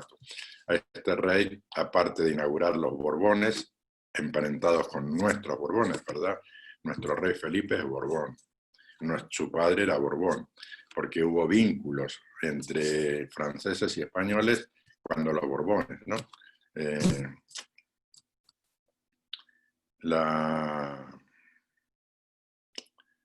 madre de Luis XIV, Ana de Austria. Aunque diga Austria, pertenecía a la Casa de Austria que reinaba en España, ¿no? Es decir, tenemos un vínculo. Ahí nació este rey al que se le atribuye aquella frase de París bien vale una misa, porque él era hugonote, él era protestante. Los protestantes en Francia se llamaron hugonotes. Y él se tuvo que convertir a la religión católica para poder ser rey de Francia, porque Francia hoy es un estado laico, pero en aquella época era un estado católico. Ahí dejamos esta ciudad de Pau, vamos, como digo, más o menos paralelos a los Pirineos, los abandonamos, los perdemos y los cruzamos en la ciudad a la altura de la ciudad de Irún, y muy cerquita, se encuentra ya San Sebastián. Apenas unos 33 kilómetros nos vamos a encontrar con la capital de una de las provincias vascas. Los vascos tienen 3 provincias: Álava, cuya capital es Vitoria, no Victoria con C. Simplemente no existe esa C, es Vitoria. La otra provincia es Guipúzcoa, la capital es San Sebastián, y la otra también la conoceremos, que es Vizcaya, cuya capital es la ciudad de Bilbao. Pues cuando llegamos a San Sebastián tenemos 2 posibilidades, ¿no? O tener tiempo libre o hacer la visita opcional que se les va a proponer para esta ciudad. San Sebastián, antes de una pequeñísima presentación. A principios del siglo XX, San Sebastián se convirtió, igual que Bilbao de alguna manera, en 2 ciudades de la burguesía o de la alta aristocracia española. Por eso allí existen tantos palacetes como podemos encontrar, y era un sitio de veraneo importante para esta alta sociedad española. Inclusive tienen casino. Realmente al casino podía jugar en aquella época muy poca gente, ¿no? Y solo aquellos que eran acaudalados. Hoy al casino va cualquiera. Las cosas, como digo siempre, cambian mucho. Entonces, San Sebastián es una ciudad que se encuentra, la playa de La Concha es una playa muy pequeñita, pero muy agradable. Se llama de La Concha porque en una vista aérea nos daríamos cuenta que tiene la forma de una concha marina. Y está enmarcada esta concha entre dos pequeños promontorios. Uno es el Monte Igueldo y otro es el Monte Urgú. Bueno, en el Monte Igueldo hay un hotel que es el Mercur, antes se llamaba Hotel Monte Igueldo, que recomiendo pasar alguna noche allí, porque las vistas que tiene hacia el mar son realmente impresionantes, o el océano, como ustedes quieran llamarlo. Pero el Monte Igueldo además tiene un parque de atracciones, pero no sería el propósito de llegar al Monte Igueldo por el parque, sino por estar cenando, contemplando esas vistas desde los acantilados del Monte Igueldo hacia el mar. Y las personas que no hacen la excursión opcional, además de lamentarlo, de decirles por qué se pierden esto, se quedarán libres hasta la hora que convengamos que les pasamos a recoger. Y los que hayan optado por hacer la visita de San Sebastián, pues la visita de San Sebastián tiene dos partes, ¿no?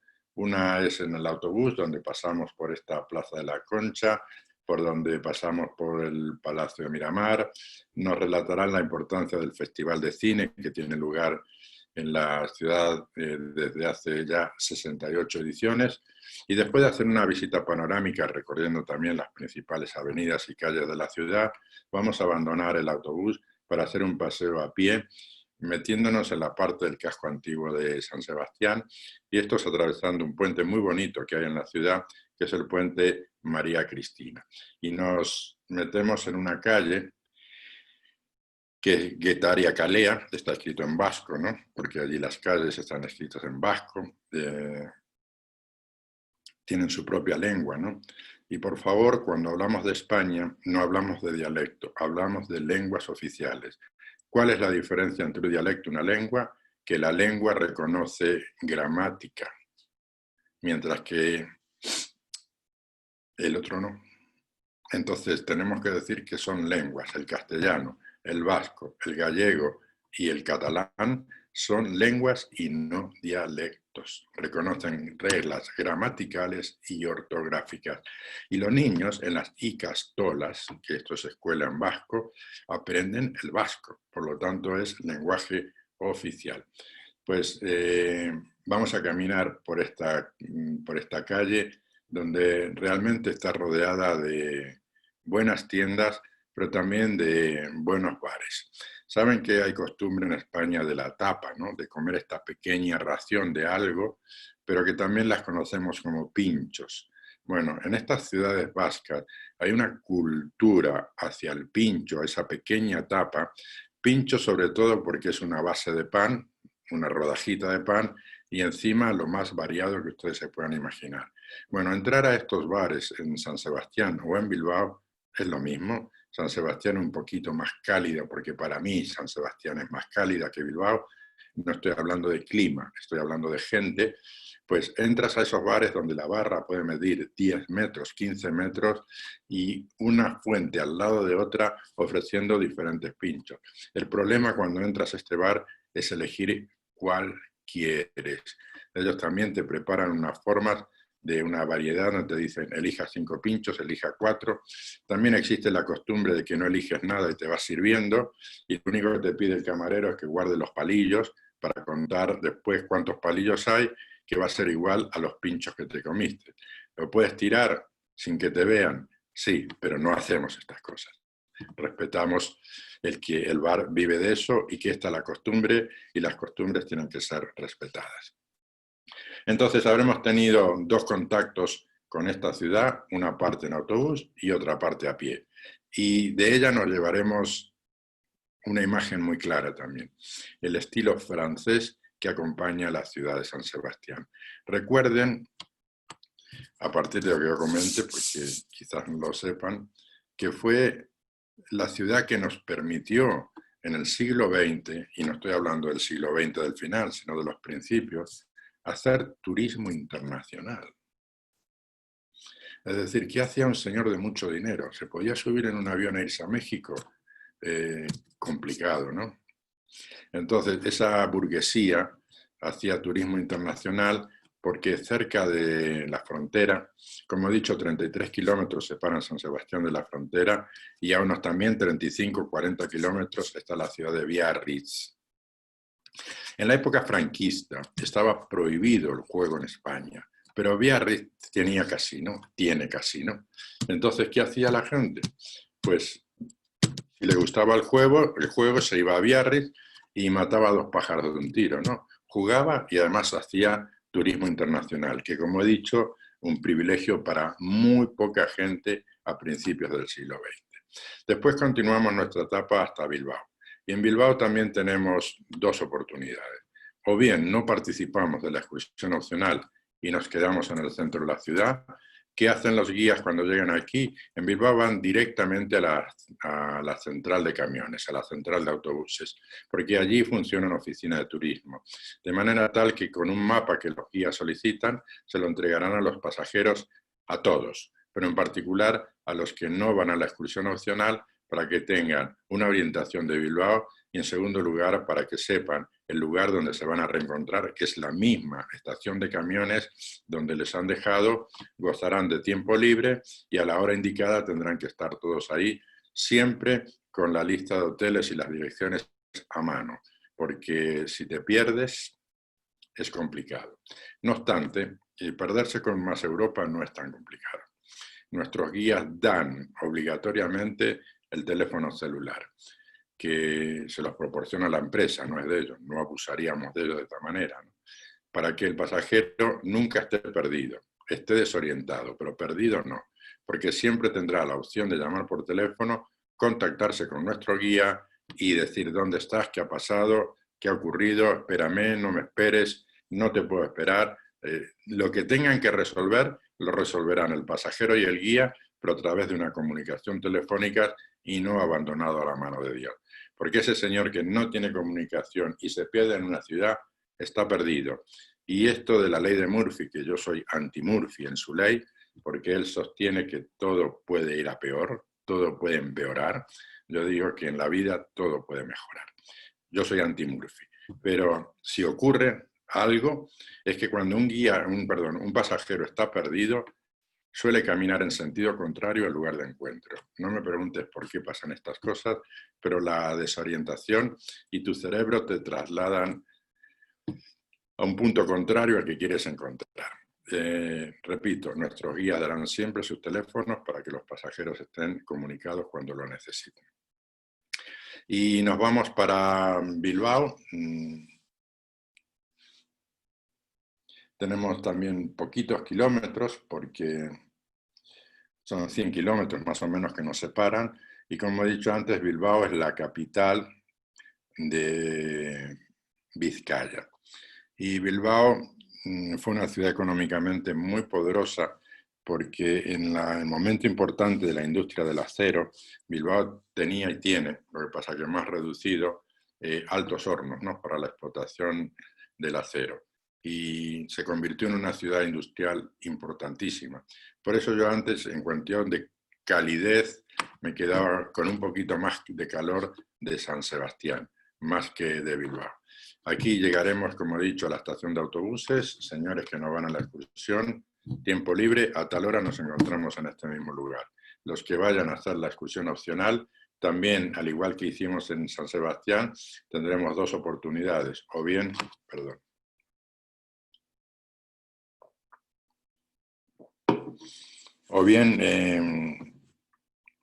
tiempo libre o participamos de la excursión opcional. Bueno, lo que hace la excursión opcional en primer término es pararse en el Museo Guggenheim. No para ingresar al museo, aunque sí pueden ingresar al museo, y me explico mejor. Ustedes saben que la gran arquitectura de Guggenheim impresiona a cualquiera que vea esa arquitectura.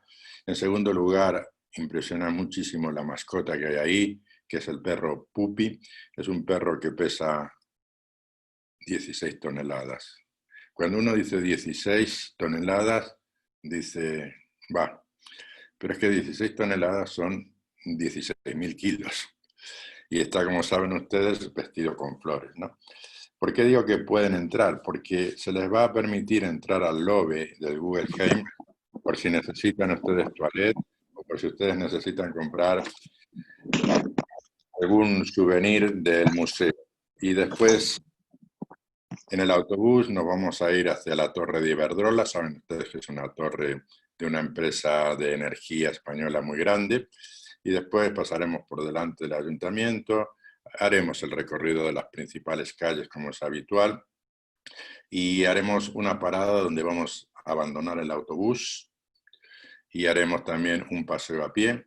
Pasaremos delante de la iglesia de San Nicolás y nos dirigiremos así de esta manera hacia el casco antiguo de la ciudad de Bilbao, donde también tendremos tiempo libre y donde también existen estos lugares de famosas tapas, estos bares tan simpáticos a los que he mencionado de igual manera en la ciudad de San Sebastián. Evidentemente son dos ciudades que hay que conocer y sobre todo destaco que a diferencia de Europa, donde los precios de los opcionales son más altos, los precios de estos opcionales son muy accesibles para todo el mundo y si el pasajero viene bien informado va a querer conocer estas dos ciudades y no estar con tiempo libre en un lugar donde pierdes más tiempo tratando de ubicarte que el tiempo aprovechado realmente. Y el destino final va a ser la ciudad de Santander, pero hemos cambiado de región. Ya no estamos en el País Vasco, sino nos hemos dirigido a la región de Cantabria. En España tenemos 50 provincias y 17 regiones autónomas. De estas 17 regiones autónomas es muy variado el número de provincias que pueden componer, pero curiosamente en 2 días vamos a conocer los dos ejemplos extremos. Tenemos regiones que solo tienen una provincia. Tal es el caso de esta. Santander, la región se llama Cantabria y solo tiene una provincia, Santander. Pero al día siguiente nos vamos a ir a Castilla y León, que como digo, paradójicamente es la región más grande de España. Después les comento. Llegar a Santander para mí también es un privilegio. También recuerdo de que fue una ciudad de la alta aristocracia. ¿Por qué el norte se convirtió en una zona de la alta aristocracia? Primero porque el sur culturalmente era más flojito que el norte, como ocurre en muchos países, ¿verdad? Italia, la división norte-sur también es evidente. Entonces la aristocracia no iba al lugar de los obreros ni de la gente de campo, se iba a las grandes ciudades. El Palacio de la Magdalena, que menciona aquí el itinerario, es un palacio que utilizara el mismísimo rey Alfonso XII. Por lo tanto, lo dice aquí, residencia de verano de los reyes. Y al lado de los reyes, ¿quiénes estaban? Los pudientes económicamente. Entonces, estas ciudades que recibían la visita de estas grandes aristócratas, pues evidentemente crecieron.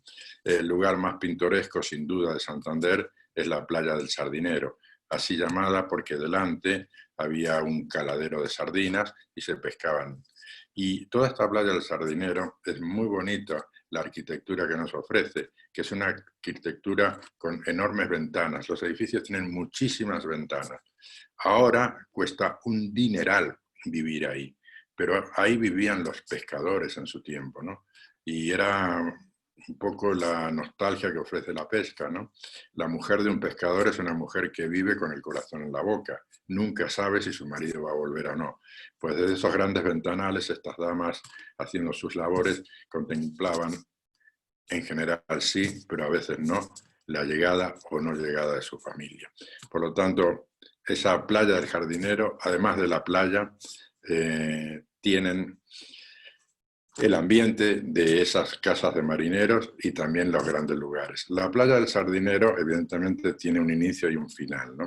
Inicia con el casino y finaliza, curiosamente, donde está el hotel que elegimos para la estancia en Santander, que es el Hotel Chiqui. Por lo tanto, la gente en Santander se va a poder mover con toda tranquilidad desde el hotel hacia este centro popular tan importante como es la playa del Sardinero. Y al día siguiente nos vamos a ir de regreso hacia Madrid. Vamos a hacerlo atravesando esta la región más grande de España. Así como le dije que Cantabria tiene una que es Santander, Castilla y León, tenemos dos Castillas en España, ¿no? Castilla y León y Castilla-La Mancha. Castilla-La Mancha es la que está alrededor de Madrid, ¿no? Que no es tan grande como Castilla y León. Castilla y León tiene 9 provincias. No sé si soy capaz de recordarlas. Soria, Zamora, Salamanca, Valladolid, León, Palencia, Ávila, Segovia y Burgos. Y aquí nos vamos a detener, en una de las capitales de provincias de la región más grande de España. ¿Y por qué nos detenemos? Para contemplar esta joya que estamos viendo ahí, una joya de la arquitectura gótica. Y además para España esta catedral es un gran orgullo, porque fue la primera catedral gótica que se realizó en España. La segunda, la de Toledo, pero la primera, esta. Es inconfundible el estilo gótico y además tendremos tiempo para visitarla si gustan en su tiempo libre y para caminar un poco por la ciudad de Burgos. Pero el propósito es que entren a ver esta catedral. Y también destacar que en el interior de esta catedral, lo dice aquí el texto, se encuentran los restos de Rodrigo Díaz de Vivar, conocido como el Cid Campeador. La palabra Cid es una deformación española de un vocablo árabe que es Siri. Bueno, como lo de Apple ahora, ¿no? La que te ayuda a encontrar todo. Siri es una expresión árabe, como digo, que quiere decir señor. El Cid Campeador, el señor de los campos. Este señor que luchó en el periodo de Reconquista, periodo que España lo conoce como desde la llegada de los árabes hasta que los expulsamos definitivamente. Esto ocurrió, la llegada en el año 711, que llegan a Córdoba, allí fundan un califato, más tarde abren la ruta del califato hacia Sevilla, y así convierten todo esto después en un emirato. El emirato es más importante que el califato, porque el emirato controla cuestiones religiosas, políticas y administrativas. El califato no controla cuestiones religiosas. Por lo tanto, importante el califato, más importante el emirato. Pues del 711 que llegan hasta que en 1492, mismo año que Colón llega a las Indias Orientales, que los reyes católicos logran expulsar definitivamente a los árabes de la península. Por eso Colón puede hacer sus viajes, porque antes de esto Colón ya había pedido el dinero para que le financien y los reyes católicos le dijeron: tenemos un proyecto mucho más importante que tus viajes, que es echar a estos árabes. Imagínense, reyes católicos contra la religión musulmana. Era su gran objetivo, expulsar a los árabes, y así finalmente lo lograron, ¿no? El último rey árabe que habitó en la Alhambra, que quiere decir Palacio Rojo en árabe, fue el rey Boabdil. Pues el Cid fue parte de la historia de esta reconquista, sin embargo, fue castigado con el destierro. Recordarán que termina sus días en Valencia. No sé si vieron la película de Charlton Heston del Cid Campeador. Aquello fue filmado en Castellón, en la playa de Peñíscola. Todas esas imágenes por donde hay un castillo, allí se filmó parte de la película del Cid Campeador. Bueno, y recordar a su famoso caballo Babieca, y recordar también la espada que la acompañó, que tenían nombre o les ponían nombre, se llamaba Tizona. Pues este personaje, sus restos descansan aquí en el interior de la Catedral de Burgos. Y este día Burgos es una mera parada de etapa diaria, porque vamos a llegar hasta la ciudad de Madrid. Y allí en Madrid vamos a tener alojamiento por 2 noches, creo, no me acuerdo.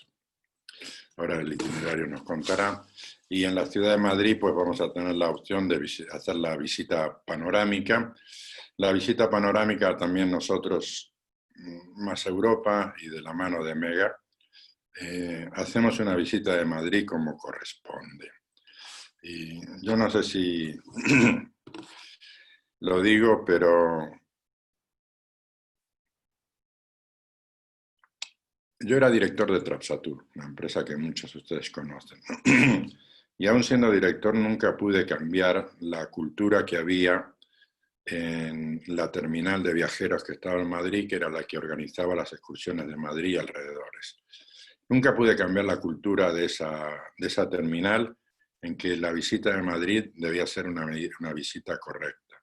Y cuando los pasajeros salían con los guías ya para Burdeos el primer día, y se ofrecían las excursiones de París, muchos pasajeros preguntaban, perdóneme, ¿va a ser igual que en Madrid? Porque si es así, no los voy a tomar. Con esta historia que me acompaña, dije, aquí será completamente diferente. Por lo tanto, en Madrid hacemos una visita encantadora que está dividida en una parte en autobús, que pasamos por el Parque del Retiro, por la calle Alcalá, por la Puerta de Alcalá, por la Plaza de la Diosa Cibeles, por el paseo del Museo del Prado, por el Paseo de la Castellana, por el Estadio Santiago Bernabéu, llegamos hacia la parte moderna de la ciudad, que es la zona de la Plaza Castilla, y así vamos recuperando de a poco el centro de la ciudad. Y cuando llegamos, ya sea a la Plaza Mayor o a la Plaza de Oriente, ahora lo explico para explicarme mejor. Puedo llegar a la Plaza Mayor y comenzar un paseo a pie por el Madrid de los Austrias hasta llegar a la Plaza de Oriente. O puedo hacer lo contrario. Empezar en la Plaza de Oriente y terminar en la Plaza Mayor, haciendo el mismo recorrido pero inverso. Yo no les puedo dar claridad de todo esto, puesto que será el guía local el que tome la decisión final dependiendo de razones que solo controla él en el mismo día. De orden tráfico, si los aparcamientos por autobuses están abiertos, si no hay ningún problema de manifestaciones, esa decisión la toma el guía. En cualquier caso, concretamente, habrá un paseo de algo así como de 1 hora entre las dos plazas y ese excelentísimo Madrid de los Austrias. Bueno, y terminamos esta visita y les ofrecerán hacer una visita opcional que posiblemente sea hacer la excursión de mediodía a la ciudad de Toledo. Ya hemos hablado de esta excursión muchas veces, creo que la mayoría de los que están aquí presentes ya lo han escuchado, y si no, pues me lo dicen y yo no tengo ningún problema en explicarlo. Y también ponen en el itinerario en ocasiones que desprofeso lo hemos quitado, pero simplemente mencionarlo. También se puede asistir a un espectáculo flamenco en Madrid, pero lo hemos quitado porque los espectáculos hoy están cerrados. Toda la parte lúdica, teatral, cines, bueno, los cines están reabriendo, pero hay que respetar el aforo de un 30%. Entonces, con un 30% las empresas no salvan sus costos, por lo tanto, están cerrados hasta que les resulte que les permitan completar el aforo y entonces reabrirán sus puertas. Y al día siguiente nos vamos al penúltimo día de viaje, que es el trayecto que une Madrid con Barcelona, y tenemos una parada intermedia, que es la ciudad de Zaragoza. Llamada en tiempo de los romanos la César Augusta, llamada en tiempo de los árabes Zaracusta, y de todo este término ha heredado el nombre de Zaragoza. El propósito es visitar lo que estamos viendo en imágenes. El río que vemos que acompaña a Zaragoza es el río Ebro, nace en el norte, de donde venimos, nace en Cantabria y va a morir al mar Mediterráneo formando un gran estuario que es conocido con el nombre del Delta del Ebro, en Cataluña. Y allí lo que vemos es la Basílica de Nuestra Señora del Pilar. La gente llega aquí sin demasiada expectativa y cuando sale con una sensación muy agradable. La basílica se encuentra en un entorno muy grande, que es la Plaza del Pilar, y en esta Plaza del Pilar, en un extremo está la fuente de la Hispanidad, es la fuente de todos nosotros, incluidos ustedes, claro, de la Hispanidad. En el otro extremo de la plaza, la iglesia del Aseo, que es la Catedral de Zaragoza. Esta basílica que estamos viendo no es catedral. Es la catedral, la iglesia del Aseo, la catedral. Cerca de la iglesia, una estatua de Francisco de Goya, el gran pintor aragonés, nacido en un pueblito llamado Fuendetodos de Aragón. La capital de Aragón es Zaragoza. Esta región tiene 3 provincias, Zaragoza, Huesca y Teruel. Zaragoza es la capital de la provincia y es la capital de la región. Pues Goya nació en Aragón. Hay unas figuras goyescas que lo acompañan en ese monumento, pero lo más destacado es sin duda la Basílica de Nuestra Señora del Pilar, una arquitectura barroca, como pueden ver ustedes, Hay 22 torres que acompañan a la iglesia, aunque no las podamos ver todos, y es el templo mariano más antiguo de la cristiandad. Dice la historia religiosa que la Virgen vivió un estado de bilocación y que estando en Tierra Santa apareció en Zaragoza y con esta aparición trajo consigo un pilar, una pequeña columna que se venera, se ve dentro de la basílica, a partir de la cual era su deseo que se construyera una iglesia. Deseo que cumplió el mismísimo Santiago Apóstol. Por lo tanto, es un templo jacobeo. Todo lo que tiene que ver con Santiago Apóstol es jacobeo, como en Galicia el año jacobeo. Se celebra cada vez que el onomástico de Santiago, que es el 18 de julio, cae en día domingo. Y entonces ahí el camino de Santiago, o sea, el camino de Santiago lo puedes hacer cuando te dé la gana, pero cuando es un año jacobeo, la presencia en el camino de Santiago es mucho más fluida en gente. Bueno, el templo mariano más antiguo de la cristiandad, es decir, un templo para la fe católica muy, muy importante. Y finalmente llegaremos en el día de hoy, después de haber hecho 624 kilómetros, hasta la ciudad de Barcelona, que ha sido principio y fin de nuestro viaje. Aquí solamente llegamos al hotel, tiempo si quieres para irte al centro, tiempo para disfrutar en familia, tiempo para lo que desees, pero actividad turística ninguna, excepto al día siguiente, cuando tengamos el traslado que nos lleve al aeropuerto para embarcar con regreso a la Ciudad de México. Como digo siempre, estoy convencido que no he dicho todo lo que quería, estoy convencido que a veces se me hace una pequeñísima, imperceptible laguna, es porque tengo que contener el discurso, porque fíjense que llevamos casi 2 horas y estoy hablando de un circuito de 8 días, ¿no? 10 días, perdón, contando el día de salida. Y todo lo que hay en el medio de mi cabeza da vueltas sin parar, y tengo que estar permanentemente ordenando el discurso en mi cabeza para no extenderme demasiado. Me gustaría hablarle de los cátaros cuando estamos en el sur de Francia, me gustaría más hablarle de Francia, más de un montón de cosas, pero lamentablemente tu tiempo, que en este momento es bastante más importante que el mío, pues nos obliga de alguna manera a ir recortando. Como digo muchas veces, se puede viajar con la imaginación, ¿no? La imaginación y el pensamiento son 2 lugares que el hombre y la mujer tienen como inviolables, ¿no? Nadie se puede meter en tu imaginación, nadie puede perturbar tus pensamientos, solo tú administras estos 2 desarrollos de tu cabeza. Bueno, con la imaginación se puede ser muchas cosas, ¿no? Y lo que hemos sido hoy con la imaginación, he sido viajeros de este Ronda Ibérica y sur de Francia, esperando que realmente les haya sido de utilidad. Por nuestra parte, como siempre lo decimos, con toda la humildad del mundo, es un enorme placer compartir con ustedes. Yo no tengo que explicar que se me nota que amo lo que hago, ya lo dije como preámbulo de esta disertación, y lo más importante no es decir las cosas, sino demostrarlas. Y realmente lo que intentamos es demostrar que nos gusta lo que hacemos, y por eso el eslogan de Más Europa tenemos 2, es simplemente porque nos gusta, y el otro porque decimos que viajar es leer un libro con los pies.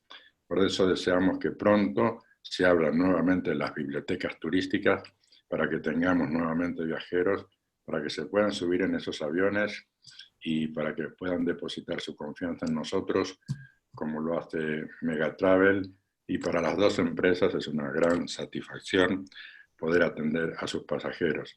Más Europa tiene 2 clientes, el mayorista, que en este caso es Megatravel, y el pasajero propiamente dicho cuando está sentado en nuestros autobuses. Por eso nuestra filosofía dice que cuidamos mucho la excelencia, y es lo que nos importa, que nos vean algo diferentes, porque hay que tratar de establecer diferencias, porque se nos ha perdido la esencia de nuestro negocio, es el servicio. Nosotros no tenemos la soberbia de decir que vamos a recuperarla, pero sí tenemos la humildad de decir que diariamente trabajamos para recuperar con todas las ganas esa esencia de nuestra actividad, que no es otra cosa que servicios. Yo no sé, no leo el chat que ustedes están escribiendo, espero que Carlos... No lo leo porque estoy concentrado, no es que no lo quiera leer, Sí. y espero que Carlos les haya dado respuesta a las consultas que hayan tenido. Si no es así y la quieren escribir a través de Carlos de Querétaro y Megatravel hacerlas llegar a nosotros, pues evidentemente seguirá siendo un gusto responder a las inquietudes. Los hoteles que ustedes ven ahí, yo no veo la diapositiva, veo solo hoteles previstos. Pero por la hotelería no se preocupen. Los dos hoteles de Barcelona son muy buenos. El hotel de Carcassonne es en categoría turista, pero está bien, es de la cadena Inter y está en la parte moderna. El Ibis de Lourdes, ya lo he explicado, a 10 minutos a pie del santuario. El Chiqui de Santander, al final de la playa del Jardinero, unos metros hacia adentro. El Florida Norte lo conocen todos ustedes. Lo ponen, lo usamos bastante poco. Excelente explicación. Lástima, le hicieron muchísima falta las imágenes para poderlo apreciar mejor. Bueno, se ha participado de alguna de nuestras presentaciones. Nos solicitaron una vez hacer con imágenes y desarrollamos una que está en nuestra web que se llama Europa en Imágenes. Íbamos poniendo la imagen y se iba explicando. Pero no lo lamente, señora, distinguida señora. Carlos de Mega puede aceptarlo como un desafío y el día de mañana hacer otro, el Viviendo, el Magia, cualquiera de los circuitos de Europa, hacerlo con imágenes, y para nosotros no es repetir, sino es que simplemente continuar con el placer. Si quieren, Agradeciendo sus comentarios, sí. Perdón, Miguel. ¿Decías? Si necesitas algo de mí, que con gusto me digáis. Eres el dueño de la reunión. Abre, cierra cuando quieras. Gracias, gracias. No, pues agradecerles sus comentarios. Estuvieron muy activos en el chat. Carlos, Guadalupe, estuvieron muy atentos respondiendo todas las preguntas puntuales. Ahorita veo un par que se quedaron por ahí. Doris Alfaro pregunta, ¿costo aproximado de cuánto se gasta en comida por día? ¿Qué vas a comer, Dori? ¿Big Mac o te vas a sentar a comer un cochinillo o una paella en la Barraca en Madrid o en el Palacio o la paella real? En España, que es donde básicamente se mueve este circuito, es muy económico comer. En España existen en los restaurantes el menú. Y ese menú, que puede variar entre 11, 12, 13, 14, 15 euros, y lo encuentras en la Gran Vía en Madrid, en Barcelona, en Santander, en todos sitios. Ese menú consta de un primer plato, de un segundo plato, del postre, de la bebida y del pan. Y te dan la opción, si quieres cambiar el postre por el café. No te lo recomiendo porque un postre vale 5 euros y un café 1,50 €. Todo eso, excepto el café, repito, primer plato, segundo plato, pan, bebida, postre, entre 11 y 15 euros. En España se come muy barato. Y en todos los lugares podrás pagar con tarjeta de crédito. Perfecto. La menos querida en Europa, American Express, que es muy querida en México, pero aquí menos. Muy bien, muchas gracias. Otra pregunta, Gloria Huitrón, ¿este mes de julio se puede ir al Jacobeo a Santiago?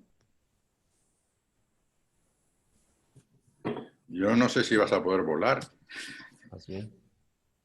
Y Santiago es el 18 de julio. Yo no sé, espero que sí.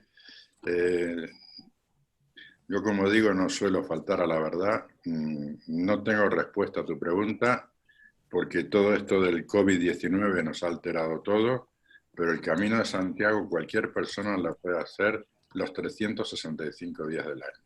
No tienes que hacer ningún evento especial. Y evidentemente para Santiago, que como he dicho es el 18 de julio, hay mucha más presencia en el camino. Y te suelen recomendar que vayas cuando hay gente en el camino, porque cualquier incidente que encuentres, pues la gente del camino te ayuda.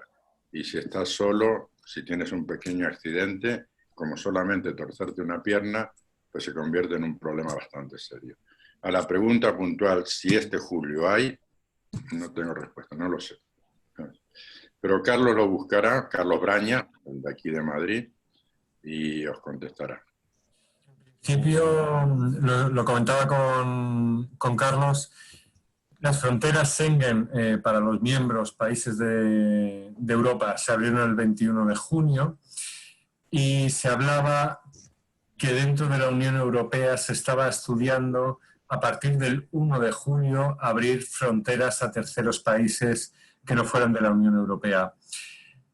Este tema es complicado porque se tienen que poner de acuerdo todos los países para ir abriendo. Supongo que irán viendo las distintas situaciones de los terceros países e irán haciendo acuerdos bilaterales, Unión Europea con México o con Argentina o con Chile o con quien sea. De momento no hay nada definido. Nosotros estamos lanzando una serie de newsletters que llamamos Good News, en las cuales vamos mostrando la información positiva que se está desarrollando semana a semana. Con lo cual que obviamente en cuanto tengamos la más mínima información, Megatravel a través nuestro será el primero en saberlo. Pero en la actualidad no hay una fecha definida y clara de cuándo y a qué países se abrirán las fronteras de la Unión Europea. Carlos Braña, perdona que intervenga, lo siento. Pero la señora preguntó puntualmente por el Camino de Santiago. Entonces, si eres tan amable, averigua a ver si está abierto este julio o no, y le contestamos a través de Carlos de Megatravel, si tiene identificada la persona que preguntó. Sí, claro, con mucho gusto. En cuanto me llegue la información, yo con mucho gusto le estaré transmitiendo. Es que como guía, señora, nunca mentí. Nunca inventé, porque la mentira en un autobús donde hay médicos, ingenieros, arquitectos, profesores de historia del arte, tiene muy mal recorrido. Y dejo de ser respetado por haber mentido. En este caso le contesto a usted igual. No lo sé, pero nos ocuparemos de saber. Perfecto. Para que vean que somos eficientes, ya tenemos una respuesta. A partir del 1 de julio se empieza a coordinar la apertura de la catedral, con lo cual que, según dice la noticia, quedarán abiertos a partir de ese momento los distintos caminos que llevan a Santiago. Entonces, lo que es el Camino de Santiago en sí, parece ser que a partir del día 1 de julio estará abierto, pero lo que decía Miguel es importante. Cómo llegar a España desde cualquier país externo a la Unión Europea. Sí, exacto. Estaremos pendientes de información, de comunicados que obviamente se les hará saber a través de Café Megatravel, la sección de noticias, a través de los ejecutivos del equipo comercial. Les estaremos informando oportunamente de todas las notificaciones que vayamos teniendo para que ustedes estén al pendiente de todo esto. Y también nos están pidiendo que avisemos de más cursos con ustedes, con Miguel, con Carlos. Pues este viernes, ¿no? Este viernes tenemos Ronda Ibérica, igual, 9 de la mañana. Por aquí nos vamos a estar viendo nuevamente para ahora adentrarnos en este interesante programa de la mano de Miguel, que nos va a viajar nuevamente con esta narrativa tan buena que tiene. Creo que ya no hay más preguntas. No sé si quisiéramos agregar algo más.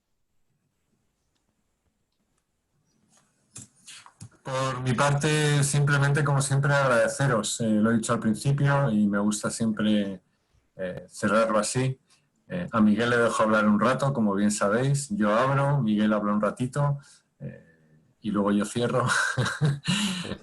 Nada, estaremos encantados el viernes de volver a estar con todos vosotros. Muchísimas gracias. Yo creo que Miguel, bueno, es el director de Más Europa, es mi director. No son palabras de halago porque se las digo a él y se las digo a cualquiera. Es un auténtico espectáculo como relata y cómo nos lleva de viajes sin necesidad de imágenes. Comentaba Miguel que hicimos un Europa en imágenes. Está colgado en nuestra web, en maseuropa.es, para todo el que quiera entrar. Puede ver ese Europa en imágenes.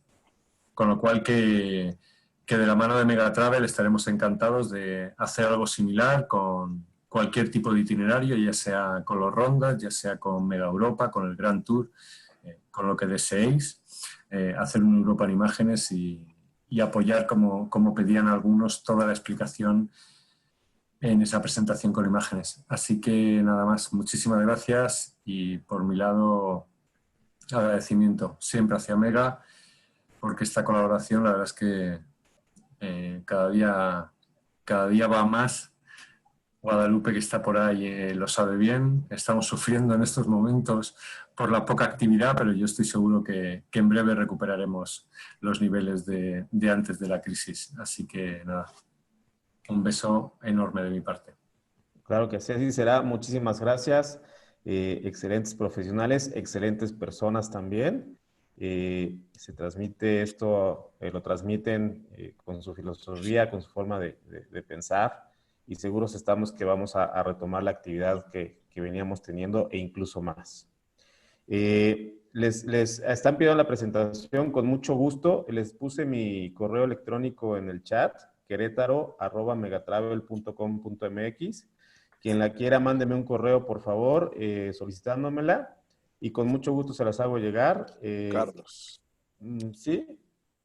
Perdóname la interrupción, pero no quería dejar, soy Ricardo Romero, aquí de Megatravel, no había estado, perdón, nada más la interrupción, y antes de que cierres, pues darle las gracias a Miguel por esa clase de historia y de viaje que nos acabas de dar, y a Carlos por todo el apoyo.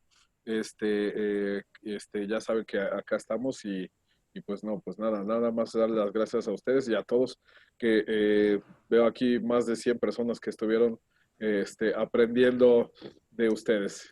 Y pues muchas gracias. Y también, Carlos, la presentación la pueden descargar de Café Megatravel. Acuérdense que ahí está listas todas las presentaciones, y también está, si no se pudieron conectar a esta sesión algunos de sus colegas, pues pueden decirles que ahí están los videos grabados, y seguimos explotando a Miguel a través de nuestro café. Gracias, Miguel y Carlos, un abrazo, y perdón la interrupción. Gracias, Ricardo. Así es, la presentación va a estar también arriba de subida en Café Mega, y la presentación que estuvimos viendo también me la pueden solicitar y consultar todo en Café Mega. Pues muchísimas gracias a todos por habernos acompañado. Gracias, Miguel. Gracias, Carlos. Nos vemos el viernes en Ronda Ibérica. Nos esperamos a todos aquí. Excelente tarde ya en España, y excelente día a todos aquí en México. Que tengan un beso a todas las damas y un abrazo a los caballeros, como es mi despedida tradicional. Claro que sí. Gracias, hasta luego. Bye.